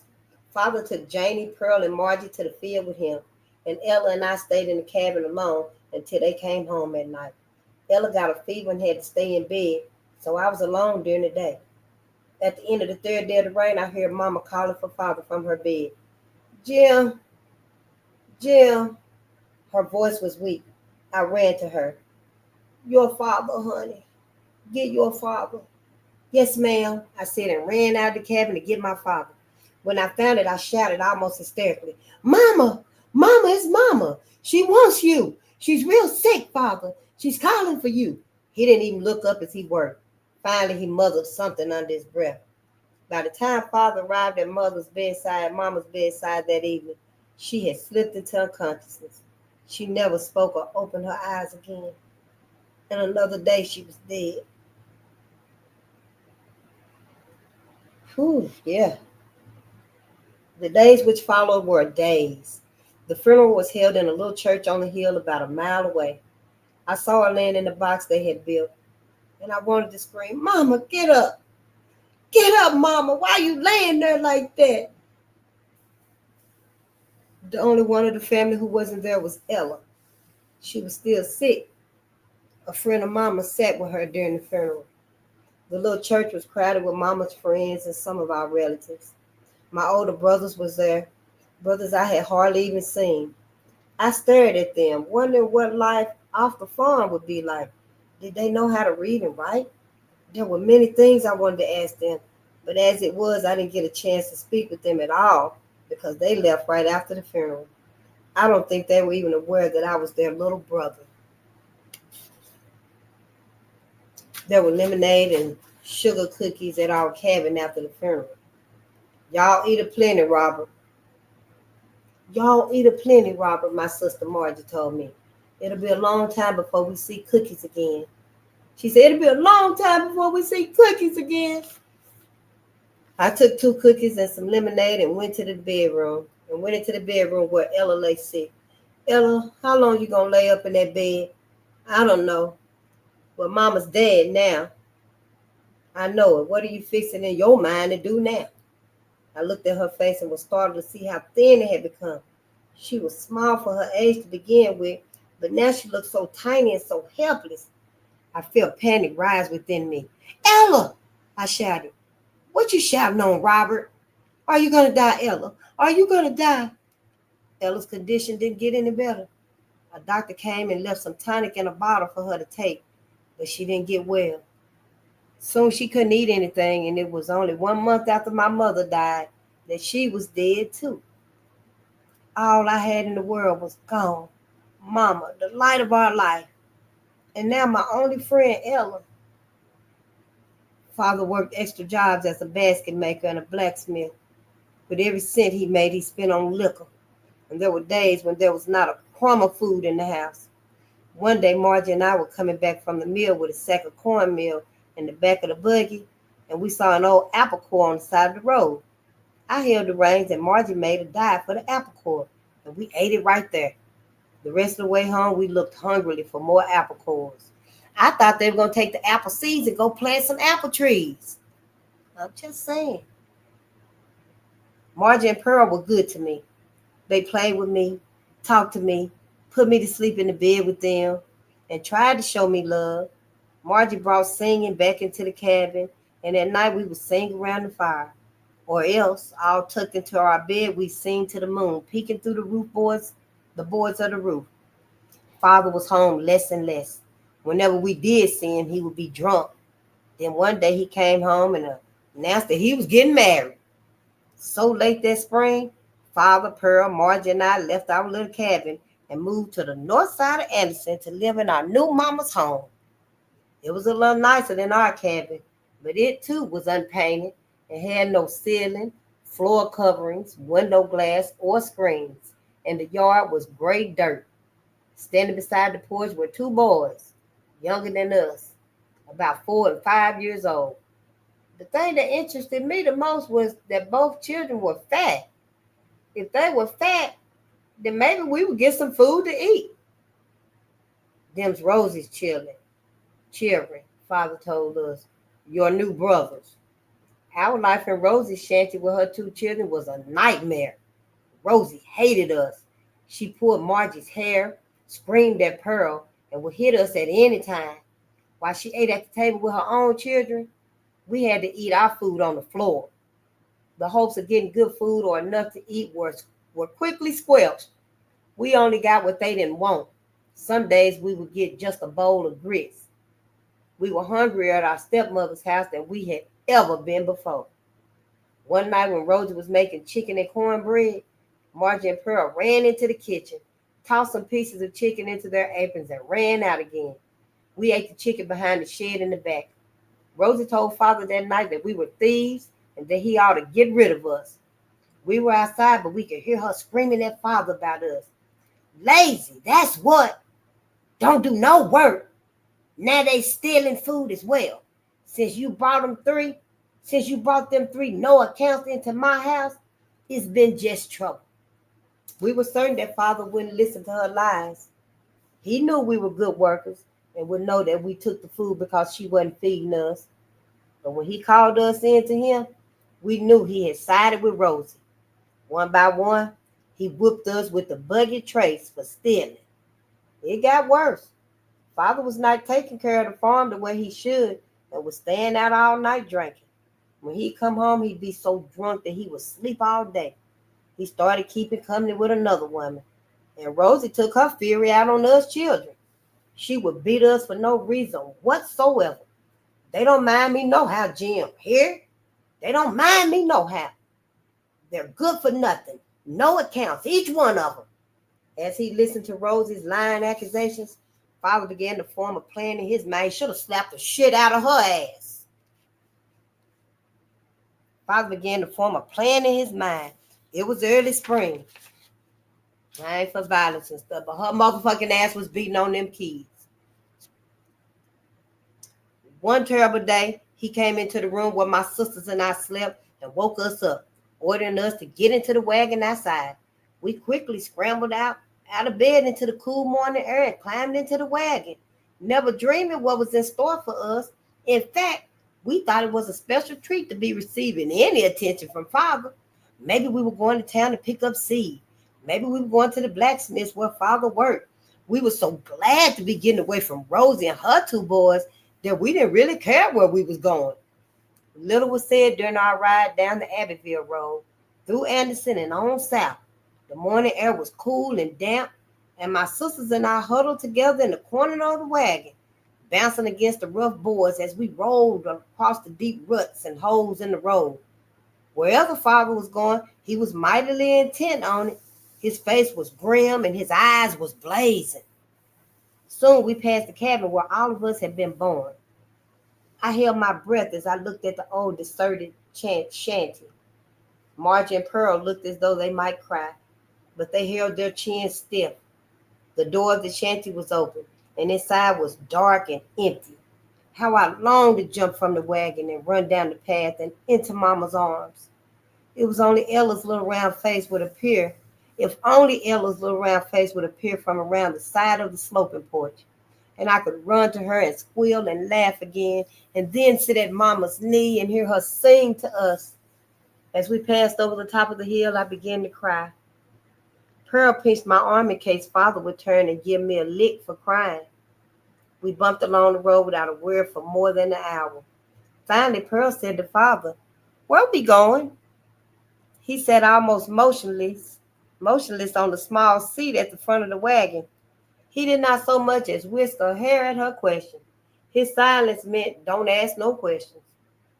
We grew hungry as the morning wore on and a little sore from the bumpy ride. Still, we said nothing as we watched the South Carolina countryside slowly pass us by. Finally, we left the main road and turned onto a long driveway. On top of a hill was a large, beautiful house, the biggest I'd ever seen. I wondered why Father was turning in here.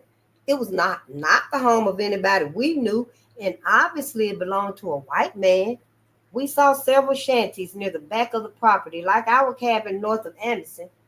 Father halted the mule, got out of the wagon, and started for the back door. "Why is we stopping here? Who lives in that big house?" I asked. Margie and Pearl didn't answer, for those same questions was in their minds. The dogs in the yard barked as Father made his way to the back door. He took off his large brimmed hat and held it in his hand. He looked tall and shabby, standing there on the step, sour ass.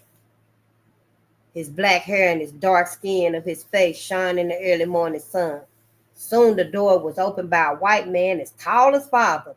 They talked for a while, and then Father turned and pointed to us. He turned several times, pointed to us, and then he and the white man went inside the house. When they came out, Father ordered us to get out of the wagon. Margie and Pearl jumped down first, and then helped me down. We stood in our bare feet on the cold ground staring at the white man, Mr. Tom Billings, a cotton farmer. "You say the boy is only 5 years old?" the man asked. "Yes, sir. 5 years old, sir," my father answered. "I don't like him so young." "Take them all or take none," my father said. The man narrowed his eyes, then said, "Okay, I'll take them." "Get over there by the house and stand still," he ordered us roughly. We did as we were told, and when we turned around, Father was in his wagon and turning it back to the way we had come. I called out to him, but he didn't turn his head. Then Pearl called, Father, wait! Don't leave us! And she ran after the wagon. It was no use. Father didn't even look at her. His fierce gaze was on the road ahead of him, and he didn't pay any mind to our cries and pleas. The wagon disappeared down the driveway and onto the main road. Pearl and Margie and I stood trembling against the side of the house, our feet digging into the cold earth. It was the spring of 1919, and my sisters and I had just been sold as slaves. That motherfucker. Well, I said we would go to chapter. We on chapter 3. I said we were gonna go on to chapter 5. I think I'm making good time with this. Margie and Pearl held onto my hand so tightly it hurt. When I looked up at them, they were both crying. The white man stood in front of us, looking at us with cold, hard eyes. Then, without a word, he disappeared into the kitchen. In a moment, a large black woman hurried out the door and bustled over to where we were cowering against the side of the house. She reached for our hands and said in a soft voice, You children, come along. Hesitantly, we followed her. The sun was shining hot overhead, and I could hear the sound of birds twittering in the trees. My name is Sarah. What's yours? The soft-spoken woman asked. We told her our names, and I began to shiver and tremble. Margie picked me up in her arms and held me. You'll help me with the washing, Sarah told my sister. And you, Robert, can you sweep with a broom? I nodded dumbly. Sarah gave me a broom and explained that the porch had to be swept and kept clean every day. Then she took my sisters with her inside the house. Margie squeezed my hand. We'll be back, hear you? I asked. I watched them leave me. And then, standing alone on the large wooden porch, I began to cry. I was afraid I'd get a whipping for not doing what I was told, but I was too scared to move. When I turned around, a blonde-haired young lady dressed in a pink and white dress that went down to her toes was standing in the doorway. I stared at her frightened, and she stared back at me amused. Who are you? She asked. I tried to answer, but no words came out. Well, I hope you can work better than you can talk, she said with a little giggle as she brushed past me out the door. I watched her through my tears and saw her climb into a buggy drawn by a fine brown horse that a black man was driving. Where was my father? Why did he leave us here? After what seemed like hours, Margie and Pearl came through the porch, following Sarah. They carried large bundles of laundry in their arms. I cried out in relief when I saw them, but when Margie saw that I hadn't swept yet, she snapped, Get busy, you hear? Sweep this porch. They followed Sarah out into the backyard, and I could see them as they pounded the clothes with the paddle on the three-legged battling bench. Margie's sharp words had their effect on me, and I hurriedly swept the porch so I could join them in the yard. It took most of the morning and early afternoon to finish the washing. The dirt had to be paddled out of the clothes, and then they were boiled in soapy water in the big black iron pots. I stirred the clothes with a big stick. Then they had to be rinsed 3 times and finally hung to dry. They motherfucking asses couldn't do a damn thing for their goddamn self. Just sorry as fuck.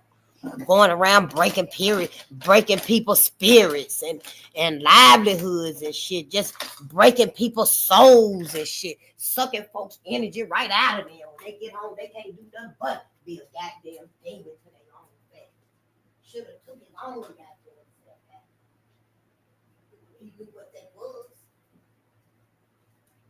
That's all they asses was doing. And his motherfucking ass, he knew the reason why his old big sorry ass was useless was because of them white folks beating the fuck out of him. He should have handled that shit another way instead of going home, taking it out on his family and shit. Motherfucker. I don't know who talking about me, but fuck your ass too.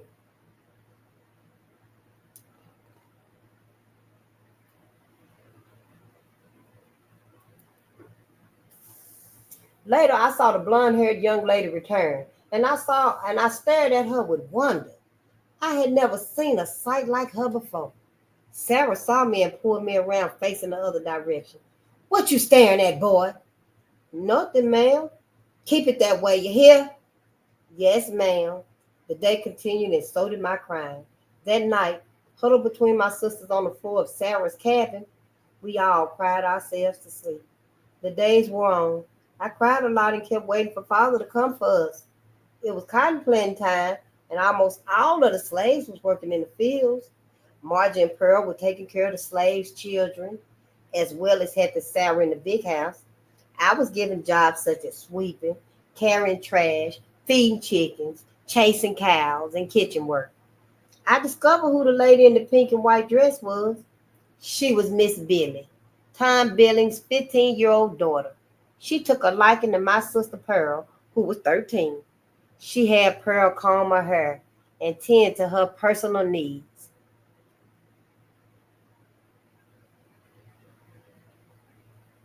If it weren't for her, Margie and Pearl would have been sent to the fields to work, and I'd have been all alone in the big house. One day, Pearl was heating irons on the stove to iron Miss Billy's dresses, and I was standing nearby watching her. How old is Robert? Miss Billy asked Pearl. He was 5 last June, ma'am. Ready to send him to the field, them motherfuckers. I bet you. Let's read. Miss Billy's eyes grew wide. He is young to be separated from his mama, isn't he? His mama be dead, ma'am. But he has a daddy. Yes, ma'am. Miss Billy stared at me and I shrank back. White people were frightening to look at. Do you like it here, boy? She asked me. I didn't know what to answer. If I said no, I might get a whooping. I stared back at her speechless. Then I began to cry. Oh, he must miss his mama, Miss Billy exclaimed. Pearl didn't say a word. Miss Billy reached her hand out to me and said, Come here, honey. She took my hand and walked me into a long, narrow pantry where she opened a big jar and gave me a cookie. Thank you, ma'am, I mumbled. I had never tasted anything so delicious. As the weeks passed, Miss Billy grew more and more distressed at my being bought as a slave and often would complain to her father. It ain't right, she would argue. Finally, she threatened to run away if he would not take me back to my home. He only told her to hush up and mind herself. The Billings family had few guests, but one day early in the summer, some of their friends from Hartwell, Georgia, came to visit. The house slaves had been busy preparing for their arrival, scrubbing, polishing, waxing, and washing. The grounds were clean, mowed and trimmed flawlessly. When the horses pulled the buggy up in the driveway, slaves stood waiting to help them and tend to their horses too. As I watched them enter the house in a flurry of chatter and excitement, I didn't realize that they would bring another tragedy into my life. Them bitches finna sell some slaves. I bet you they motherfucking ass finna sell somebody. Margie, who was just 14, had been a hard worker around the plantation. She was strong and they worked her like a mule. She worked from sun up until late at night. She was working in a big house while the visitors from Hartwell were staying there. Mrs. Billings, a large, stern-faced woman, boasted about her slaves to the visitors. She called for Margie and showed them what a fine buy they had made when they purchased her. Can't read or write, she boasted. That's how to keep them. And who is this little nigger boy? The plump, red-faced friend asked. Tell her your name, boy, Miss Billings ordered. Wobber. That's how he said his name, Wobber, Wobber. Miss Billings sat upright and raised. Robert what, boy? Wobber Sadler, I mumbled. Miss Billings was furious. I had humiliated her in front of the guests she was trying to impress. Say your ma'am when you talk to me, boy. Oh, you say ma'am when you talk to me, boy, she shouted. Suddenly, she grabbed me by the ear and yanked me across the floor. She hit me in the face several times. I ought to have you whooped, boy, she shouted. Now, how do you talk to me? Ma'am, I stammered. Now get out, both of you, she ordered. Yes, Mrs. Billings. Yes, Miss Billings, ma'am. Damn, Stared me then with her motherfucking ass. Yes, Mrs. Billings, ma'am. Like I was 5 years old. I could see her motherfucking ass grabbing him by his ear and yanked him all the way. And I bet you her nails was dug all off in that baby's ear. And he wasn't but 5 years old. After we had left the room, Mrs. Billings sold Margie to her lady friend. The next morning after our breakfast of molasses drizzled over cornbread and Miss Sarah's shanty, Margie was called to the big house. Pearl and I went with her. We played a little game as we walked in the early morning light up the damp path. Walk 2 steps, hop a step, jump 2 steps, hop 1 step. When we got to the clearing, we saw the buggy hitched up and the visitors climbing into it. Then Mr. Billings called Margie. Get in, he ordered, and he pointed to the back of the buggy. Margie cried out in alarm. Lord, have mercy. Get in, I said. We followed Margie to the edge of the buggy. Her eyes were wide with fright. She reached down to hug me. Take care of Pearl, Robert, darling. She ain't as strong as you. Her voice was all broken up. Pearl and I began to cry. No, Pearl screamed. Don't take my sister. Don't take her. I felt a hard blow across my head and shoulders, and I fell tumbling to the ground. I looked up in time to see Mr. Billings' boot kick Pearl in the back as she too rolled to the ground. Blood trickled down my neck. The buggy began moving, and soon it was being drawn down the driveway. Margie's face was torn with pain. Please, Robert, I heard her call. Please be a good boy. When she saw our sister lying on the ground, she cried, Pearl, Pearl. The lady in front of the buggy turned and ordered, Shut up, girl. Shut up, you hear?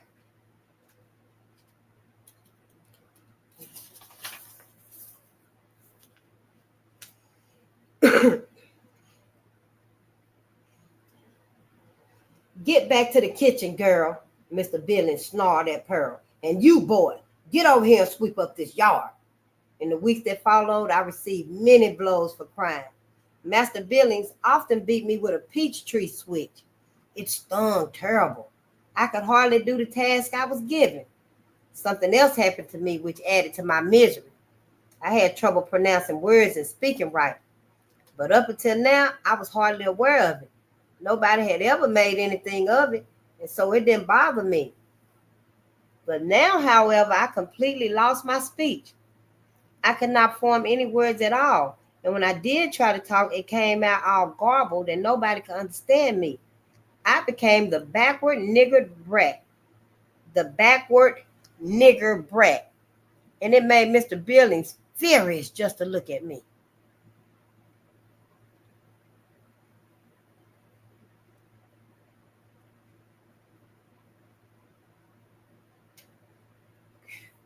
He probably had a list. Billy Billings continued to beg her father for my release. It seemed to cause her particular distress to see a 5-year-old boy cowering in corners and crying all the time, even though I was a slave boy and hardly worth her attention. Pearl was working in the kitchen all the time now, where she remained all during the summer months. She worked from sunup until late at night, and I was able to be with her most of the time.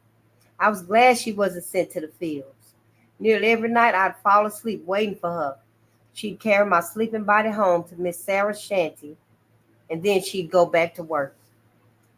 Pearl was a frail girl in the first place, and now she seemed to be becoming more thin and more worn looking. One morning when she was cleaning the kitchen after the white people's breakfast, Miss Billy came in, looked at her and said, Pearl, you sat down a spell. You look plumb-tuckered. Thank you, Miss Billy, ma'am, Pearl answered. But I's just fine. Just fine.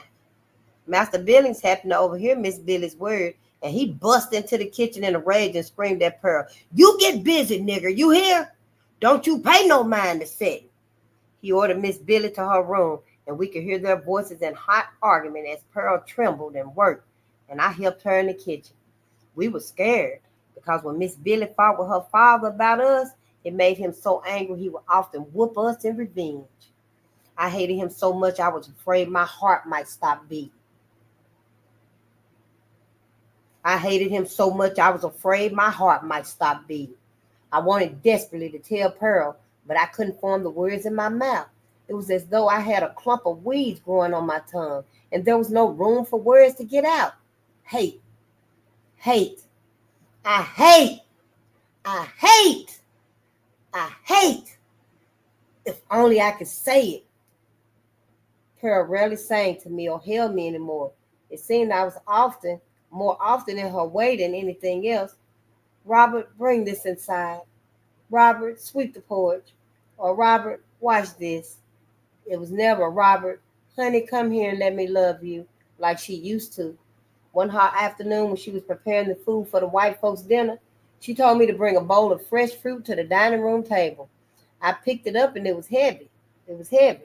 Don't drop it here, she snapped at me. The minute she said the words, my hand slipped and the bowl of fruit fell to the floor.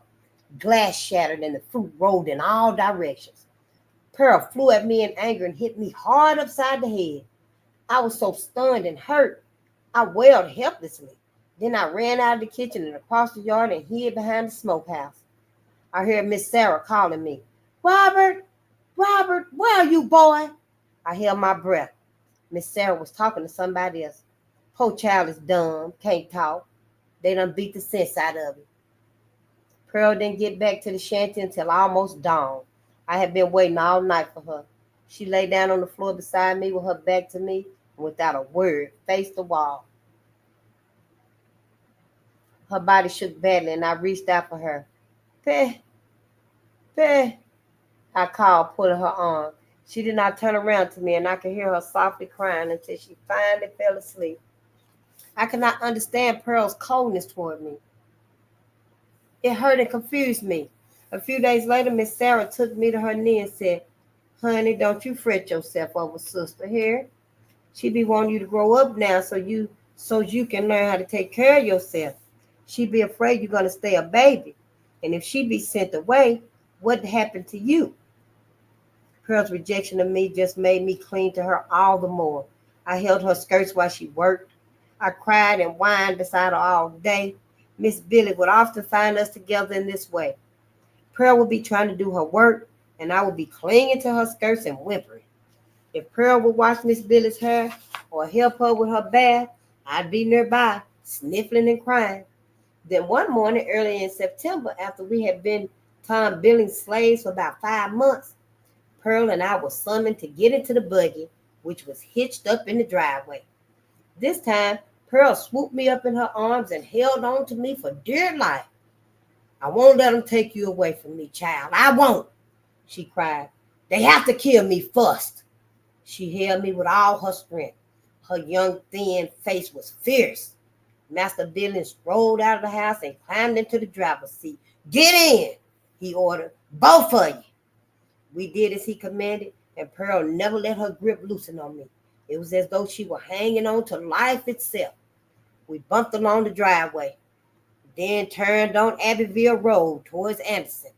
I looked back at the Tom Billings plantation and saw my last glimpse of Miss Sarah as she came running to the driveway to watch us leave. Pearl held me tight, and I kept her gaze fixed on the back of Master Billings' head. Hatred filled her eyes like I had never seen before. As we bumped along the dirt road, I wondered where we were going. The hope that things could get better had long ago left me. The hours went by and we found ourselves pulling up in front of father and stepmother's shanty north of Anderson. I could hardly believe my eyes. Even Pearl seemed a little excited. Her eyes were big and her mouth parted, but her grip on me tightened. Get out, Master Billings ordered.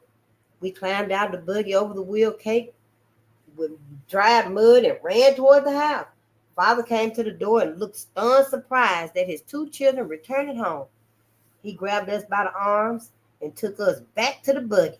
Before he could ask why we were being returned, Master Billings shouted, "Keep them here!" It was then we learned that Miss Billy had threatened to commit suicide unless he returned us to our home. Master Billings, although fierce about it, returned us to our father. Hungry and exhausted, our bodies aching from the long bumpy ride on the floor of the buggy, We entered the familiar cabin. Rosie actually seemed glad to see us. She held out her arms to us and hugged us. When we told her when we told her how Margie had been sold and taken off to Georgia, she cried real tears. We ate ravishingly of cornbread, molasses, greens, and salt pork. Then Rosie put us to bed on the straw pallet on the floor. I heard her say in a trembling voice to father, "They look half dead, Jim. Half dead, sure enough." She done had a change of heart. We on chapter 4. Thank you, ancestors. We get through Robert Sadler's story. It's palatable. It's okay. So far, it's yeah, it take you there. It take you there. But it's a really good book. I'm glad we chose this. Our happiness at being free and home again did not last. Rose did not let us rest for a minute. She was glad to have Pearl back, so she had someone to do her work for her. And Pearl set to work immediately, cleaning and cooking and washing and tending the garden. I was so happy to be home that I did my chores eagerly and without complaining. Father seldom spoke to us. Then, not even a week after we had been home, Rosie started telling him lies about us again. They stealing food. They be underfoot. Them children just lazy, no good. That's the God help me truth. They's just plain deviling. Pearl and I were hurt and angry that Rosie would lie about us that way, especially when we worked so hard for her again. I mean, she did this the first time. Mealtime was once again cornmeal mush thrown to us like we was animals, while Rosie and her boys ate at the table. This the real Cinderella story, a version of it. Pearl would talk about Mama.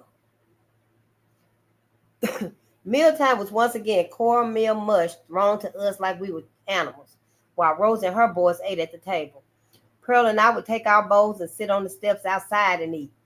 Pearl would talk about Mama, Ella, and Margie. She comforted me, telling me we would see Margie again, and we would talk about our other brothers and sisters who were now gone and far away. Then she would talk about heaven where Mama and Ella were. Tears would roll down my face as Pearl would tell me stories about how Mama was singing to Ella and how happy they was. "There is no slaves in heaven, child," she would explain, "and there is always plenty to eat." When she saw my questioning face, she answered as though she knew what I wanted to ask. "Oh, Robert, it be in the Bible. That's what I heard." The Bible. The Bible. I remembered Mama telling me in the field that day long ago that I must learn how to read so I could read to her from the Bible. Pearl couldn't read or write, and I have never even seen a book. I had no idea what the Bible was, but I nodded to Pearl that I understood what she meant. Father stayed away most of the nights, and when he came home, he was always drunk, and he fought with Rosie. We were home about 2 weeks when Father called me to run an errand. "Take this here sack and buy some cornmeal from Zeke, boy." Zeke Miller's cabin was about a mile away across the creek and over the field. I took a small cloth bag and headed through the garden down a footpath in the direction of the creek. Pearl was gathering sticks in the wooded area behind our shanty. When I went past her, she jumped at me playfully, whirling me around to tickle me. We tumbled together, laughing and getting dirty in the red dust of the earth, lying together under the blue sky, all out of breath. I looked at her face and kissed her dusty cheek and said my first words in almost 6 months. "Pearl, yo sure be pretty." Pearl sat up right in the dirt. "You talk! You talk! Jesus, my Robert done talked." A joy filled her face that I had not seen since before Mama died. He stopped talking like Maya. Angelo stopped talking. Remember when she went through that traumatization and she was assaulted and she stopped talking for years?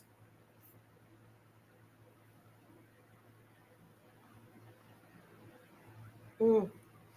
I was so happy as I ran down to the creek's edge. I felt like flying. I could talk. I didn't dare try it again for fear of sounding like mush, but I couldn't forget the look on Pearl's face. I had made her happy, genuinely happy, and I believed in my heart that everything was going to be all right after all. The creek was lonely and still.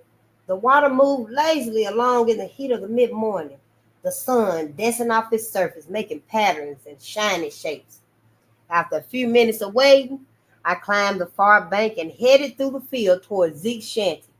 When I arrived, I knocked on the wooden door frame. Zeke's wife called, "Yo, come in." I entered the room and held out the little sack and grunted.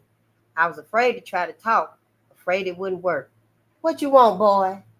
What you want, boy?" Miss Zeke asked pleasantly. I took a breath and said, uh, uh, uh, cornmeal, ma'am. She smiled at me and I was delighted with myself.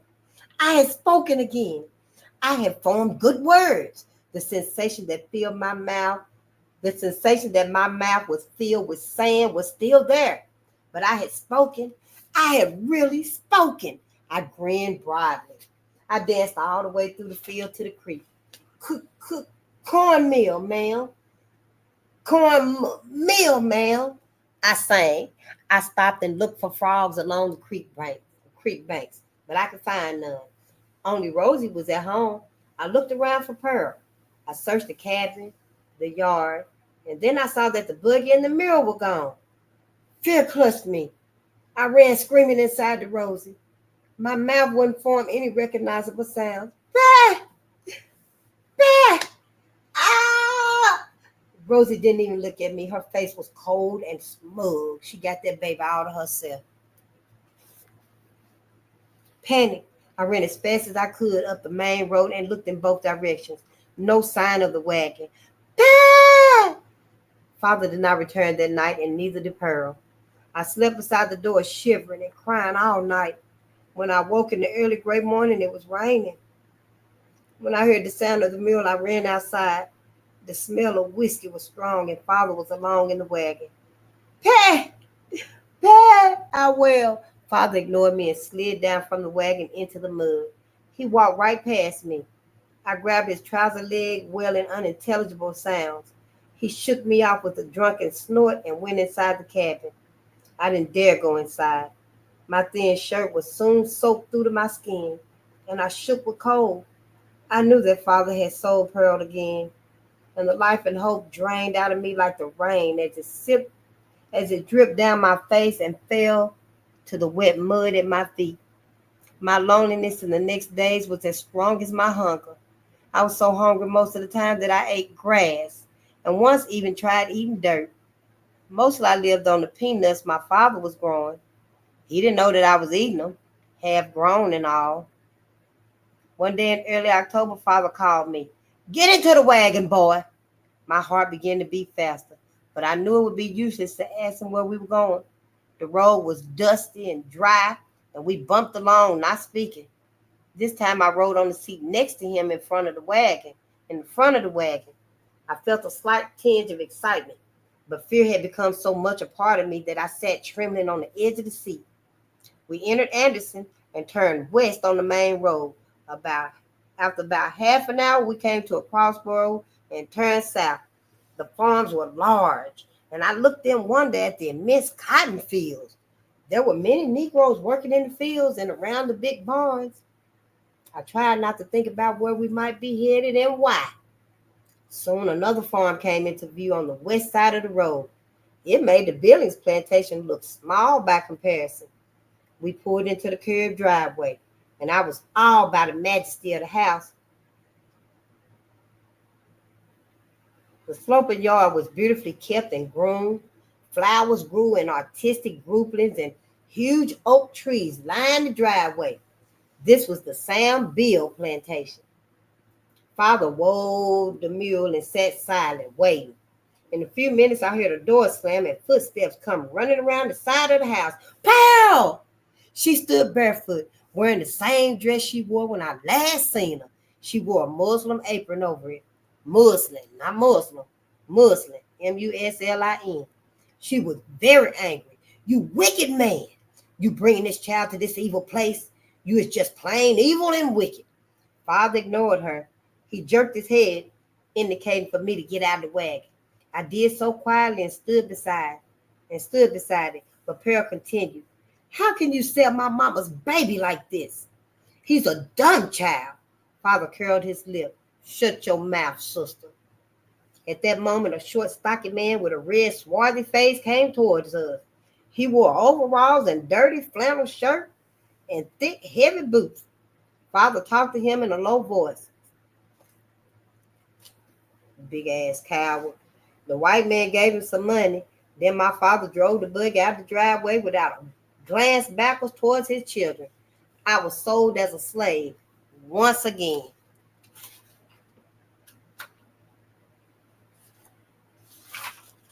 And we made it to chapter 5. And I think that'll be it for tonight. We made it to chapter 5.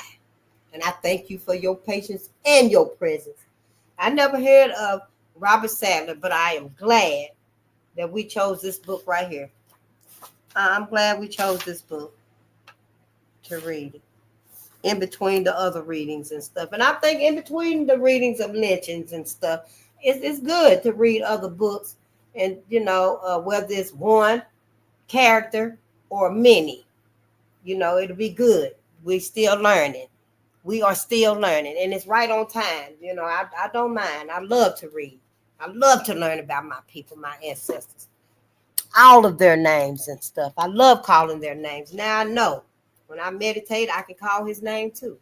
Not just Richard Coleman and L.Q. Ivy and Mary Turner, and those that we know together, but those that I'm learning as well. But yeah, I thank y'all so much. And the ancestors are so proud of us for even attempting to, learn about them and everything that they have endured. They love us. And they never gave up on us. Our ancestors never gave up on us. I'm looking for my little book thing. They never gave up on us. They just didn't know it would take us this long to get where we're supposed to be as far as they concerned, because they've been tortured, traumatized. We have no, can't even imagine what they've gone through. We can't, but we got to now. We're going to face it now. We're going to learn. Yeah, we're going to face it now, y'all. We're going to heal our people. That's all they want.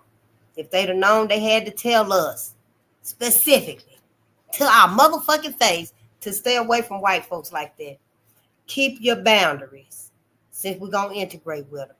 You work with them if you must work with them. Go to school with them if you must go to school with them. But that's it. But they didn't know they were going to have to tell us all of that and stuff. Well, what is this right here? This is the house right here, the big house, to which I was brought as a slave in 1917. Now, that's one of the houses right there. We just going to look at some pictures before we end this right here. The big house as it looks today. And then at the bottom here, you got Mary Webb in 1973. I was a year old. And then you got the backyard well. And over here on this page, you got Buck lives here today. And down here, I guess that's the white man.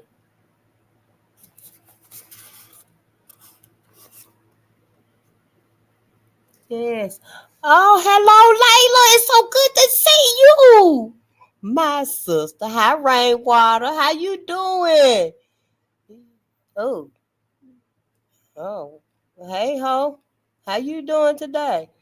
An Eclipse apple. England don't buy American cereal because they're watching an aborted cauliflower sick white. I don't think nobody buy America's nothing. Yeah, nobody but us. I'm pretty sure other folks don't want a damn thing America got over here. Sure don't shit. We know in different here. We shouldn't want it either.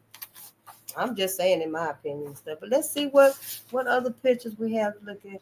Look, I worked here as a field hand in my road to freedom. Anderson, South Carolina today. Fishing near Anderson, much as we did when I lived there. That was them fishing. Looked so peaceful, didn't it? At the bottom right there. Yeah, for all the hell they went through and stuff. Honey.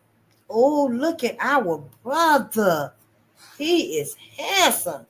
John Lee, that's him right there in Detroit. And over here is Johnny Sadler. I went to his home after escaping from the plantation. And down here is his sisters, Margie, his brother Johnny, his wife, Alberta. And then on the front row, you got Aunt Julie, and that's his father right there. I don't know where Rosie is at. And over here, you got Margie, Johnny, and Alberta. Yeah, I'll have to show it tomorrow when we get to it. We'll see these pictures some more and stuff too. But yeah, this right here is their family. Look at that, y'all. Look, Robert Sadler.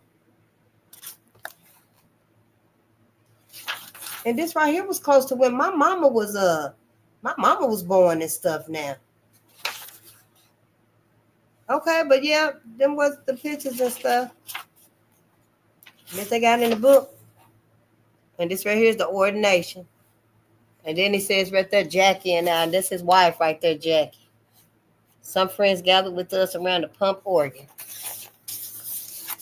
Jackie Sadler. I think that would be her last name. But yeah, I thank you and I love you so much. Thank you for your patience and your presence.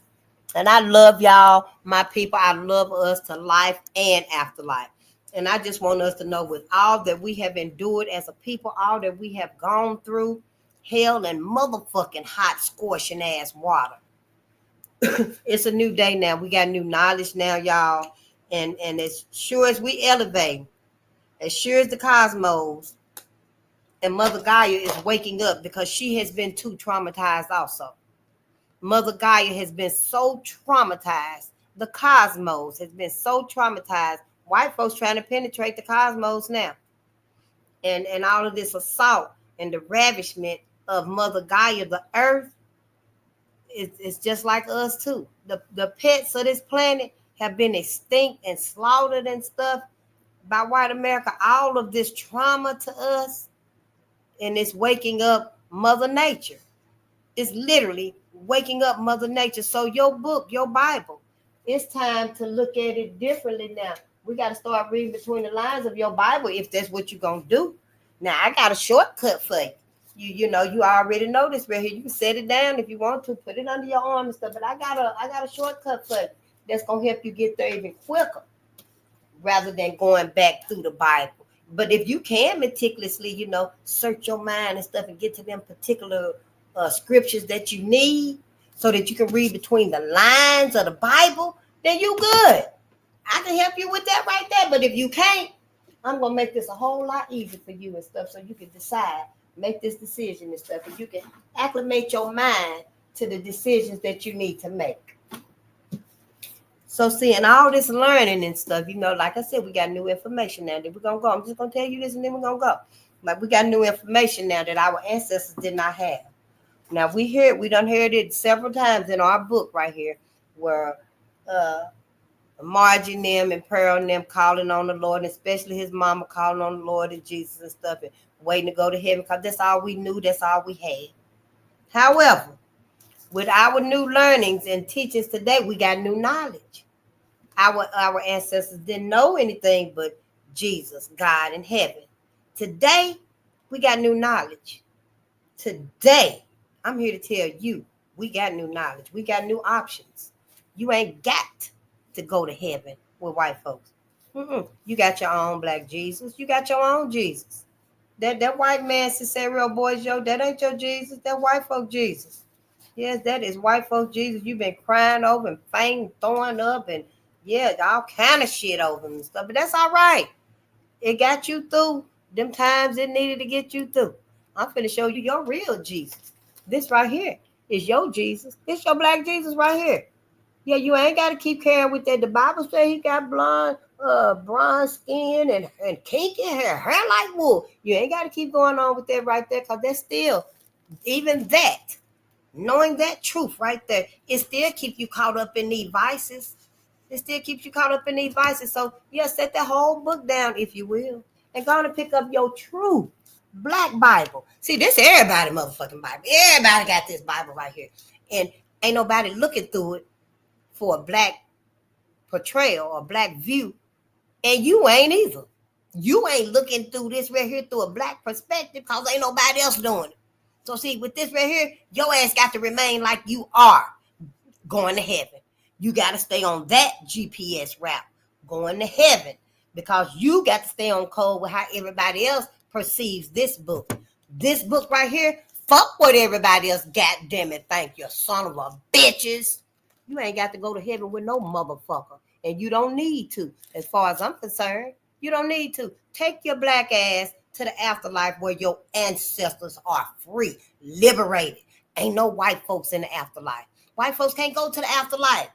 White folks motherfucking asses can't go past the first universe. They can't go past this universe right here. Oh, honey, there's so many multiverses out there. They don't know how many it is.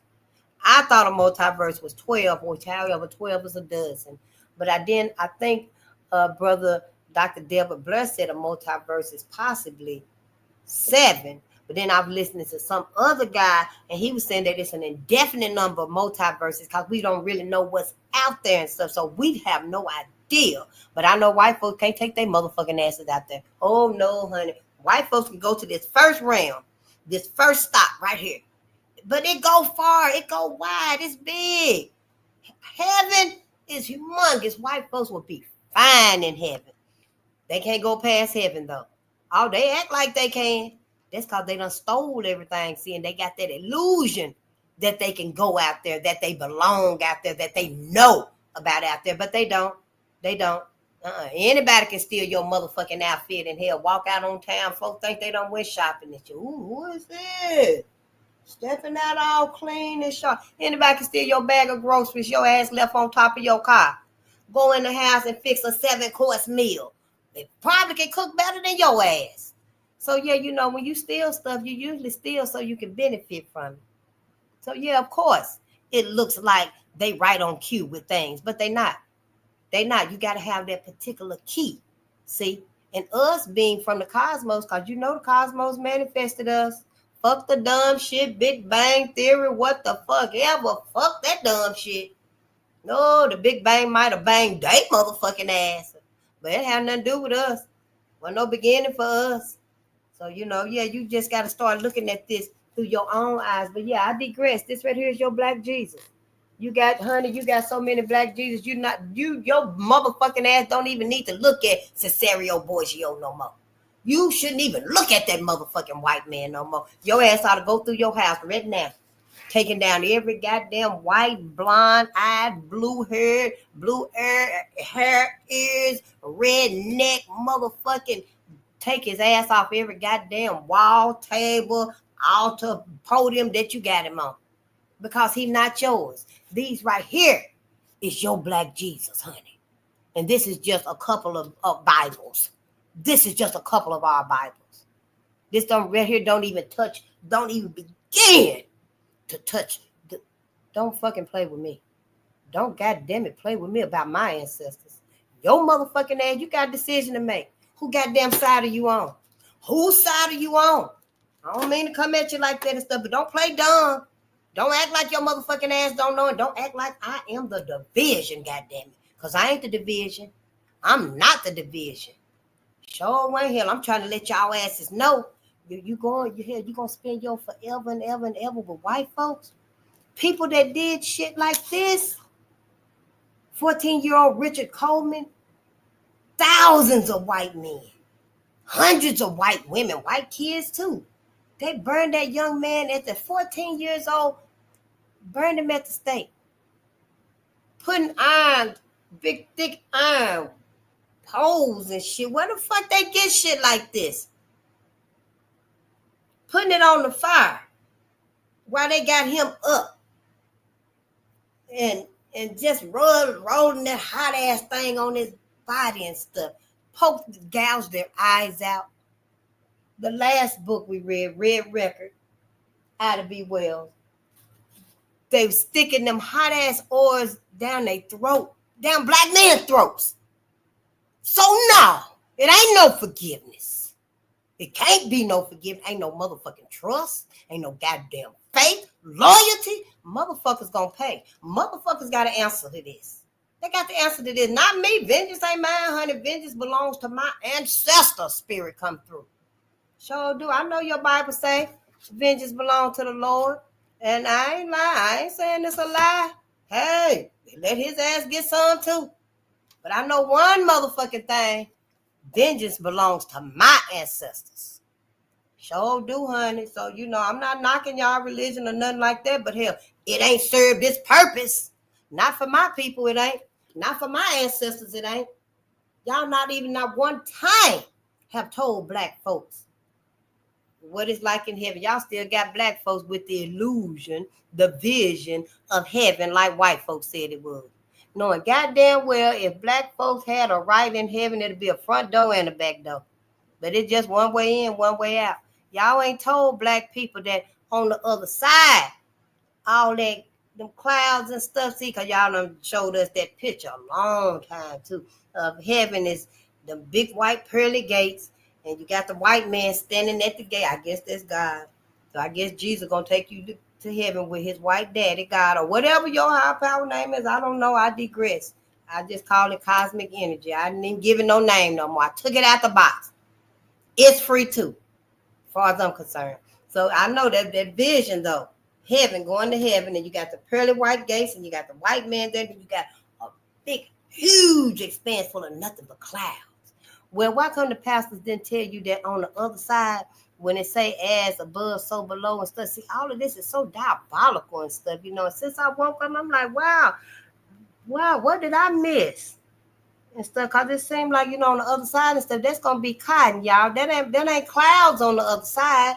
I didn't know about none of this either shit. You think you like face lying and shit? No, the fuck I ain't lying either shit. I'm just using my own mind, my own thoughts and stuff. But on the other side, y'all, that ain't motherfucking clouds over there. You get your ass over there with white folks if you want to. Your ass gonna be picking some motherfucking cotton. That's goddamn cotton on the other side over there. Shit, you ain't finna sit here and fool me and have me thinking to spend my forevermore with these motherfuckers done actually did shit like this, and then you got their descendants. Yeah, okay, so it was their ancestors as late as 19. What this book right here say? The 20th century. There you go. Yeah, everything that's happening now, right today. White folks wish they could let it be known that they doing all these murders and stuff of black men coming up missing and bodies being found and shit. They wish they could, honey. They would love nothing more.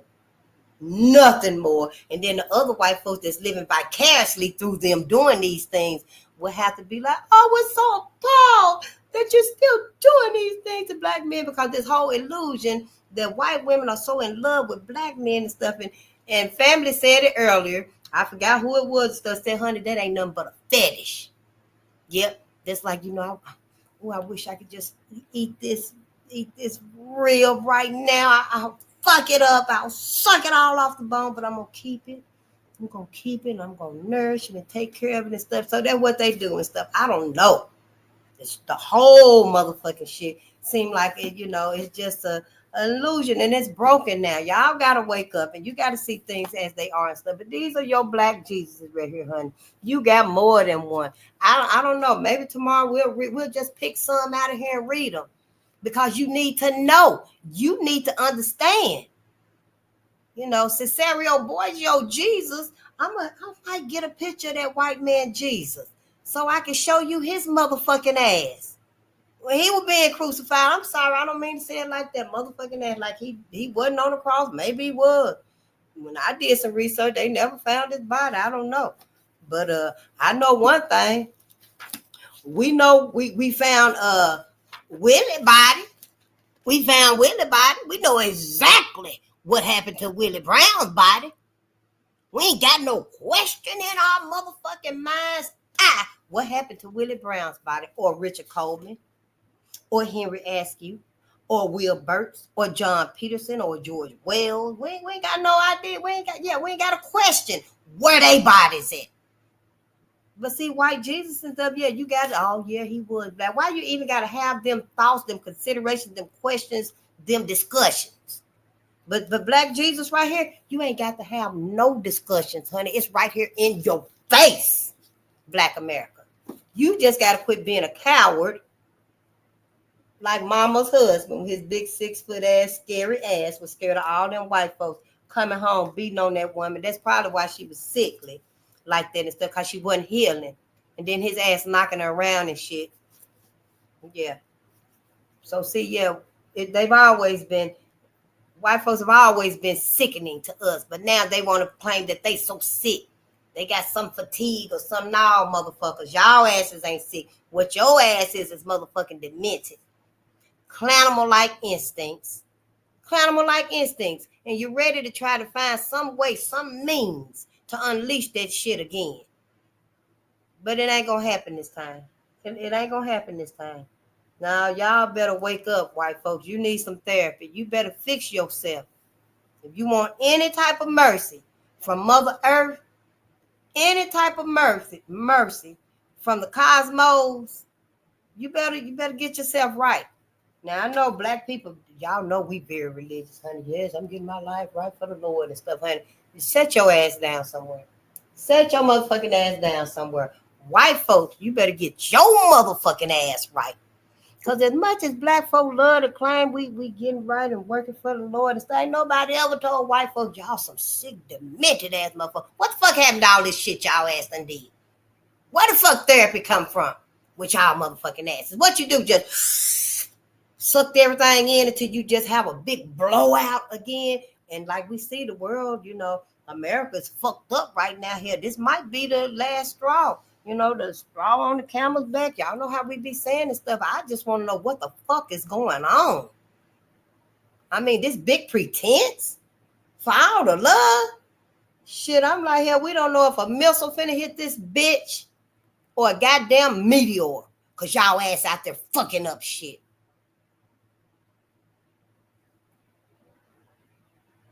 But I digress. So yeah, we're gonna just let's just process everything, because I ain't even got time to be angry and and beside myself with they motherfucking ass and shit. Cause honey, what the fuck is finna happen? It's finna happen. It's finna happen. You get your black ass out the way. You better get your ass out the way. Because these crossroads, honey, we coming up on a crossroads. This is a new awakening. Black America and Black Africa, because we one in the same, baby. We one in the same. Just because I'm here, and this is where I'm starting from with my knowledge, my journey, with my truth, for my ancestors. That don't mean I forget about Africa, because I don't. But however, with all of this, when the cosmos and Mother Gaia, and they on the same trajectory, when they come together and cross like that right there, honey, we on that crossroad. That's where the rubber meet the motherfucking road. Yes, that's where the rubber gonna meet the goddamn road. And everybody better get y'all ass out the way. Because, honey, Mother Earth she might crack the fuck in two. Boom. She might crack this whole goddamn planet in two. It just depends. We don't know how it's going to end up. When they do make that cross right there, yeah, we don't know what the cosmos going to do. Sure don't, because it's been too much trauma to us, to the planet, to the cosmos. White folks have done it. In the whole world, everybody done sit here, well, America and stuff, I don't know about the whole world and stuff like that. It just seemed like white folks got the influence with everybody and stuff. And everybody's on that page, on that code with white American stuff, but it don't work because it's anti-life. So yeah, y'all, we better just be prepared. Just get prepared any kind of way you can. At least you trying, you making an effort, I mean, hell, shit, if everybody end up in the sun blow up, everybody gonna be gone anyway, but at least I had a nice garden over there for us to eat and stuff. I'm just saying shit, at least you was doing the work. Hell, you were gonna make it. You were gonna make it. But, white folks fucked up, so the sun up there just spinning. I mean, the sun just really pulsating his ass off and stuff. Because black people, the numbers done got so low. And all that energy going back to the sun, it's like, all that energy going back to the sun because can't nothing else receive the energy the sun give us. So when that energy go back to the sun and stuff, it eventually just, sun blow up. The sun literally blows up. So the whole goddamn world will be gone. So you ain't got nothing to even feel bad about. There ain't gonna be nobody here. The motherfucker gonna be exploded. But then you, Black America, see, you still gonna go on. Your energy just gonna take flight. Yeah, the planet blow up, your energy gonna be like, and just fly on off and stuff. And you can fly off into, to the 12th of never. White America, the ones that's going to be just hopping because they can't go too far. Hell, they can't even go out in the sun too long here. So they can't go out there. I'm just saying, create your own reality. Use your own imagination. And that's mine, honey. I'm going to live peacefully forever and ever and ever. And it's going to be without they motherfucking ass. Because it don't make no sense. Where's the justice for everybody in heaven? You tell me. I'm finna let y'all go, but I just want you to know how I feel about it. Where is the justice?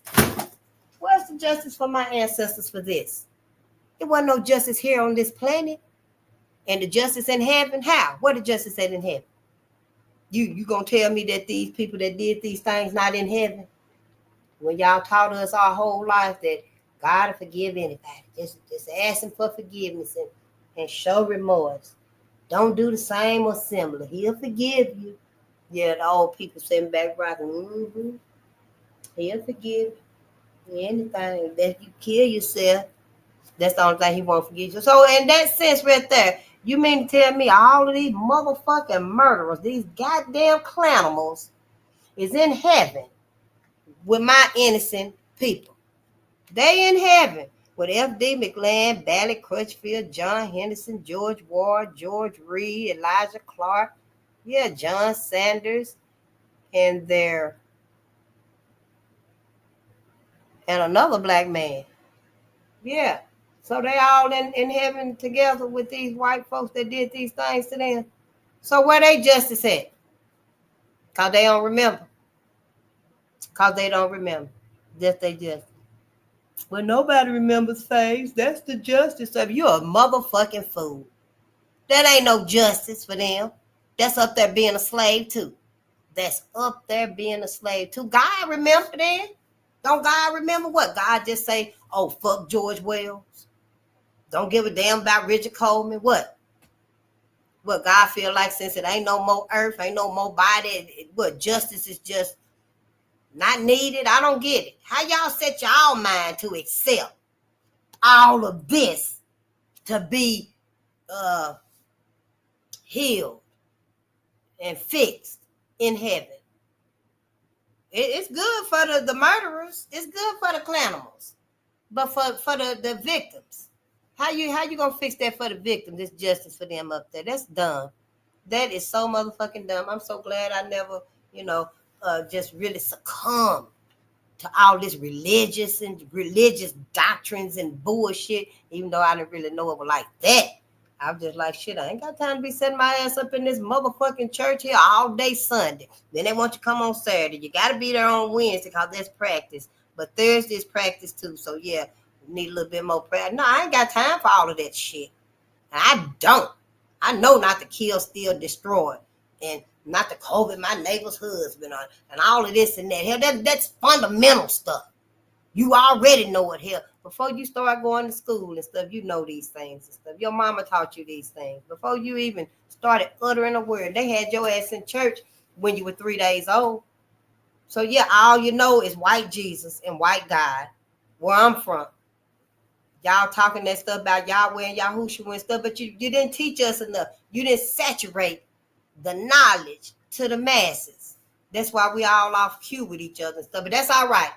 That is motherfucking all right, because all of y'all asses need to know right here, right now, right today. Don't take your ass to heaven with white folks, because you do, honey, you still finna suffer. Ain't no justice in heaven. Ain't no justice in heaven for black folks, and if it is, please let me know. I ain't going. I just want to be sure and correct myself and let my people know that I made a grave mistake. Heaven is wonderful, it's beautiful, it's safe for you, and it's justice there. And you might even get your treasures. Because everything you do good on earth, white folk got that bad. Your treasures just throwing up for you in heaven. Or you going to get your treasures when you get to heaven. It's stored up for you there and stuff. You might even get it.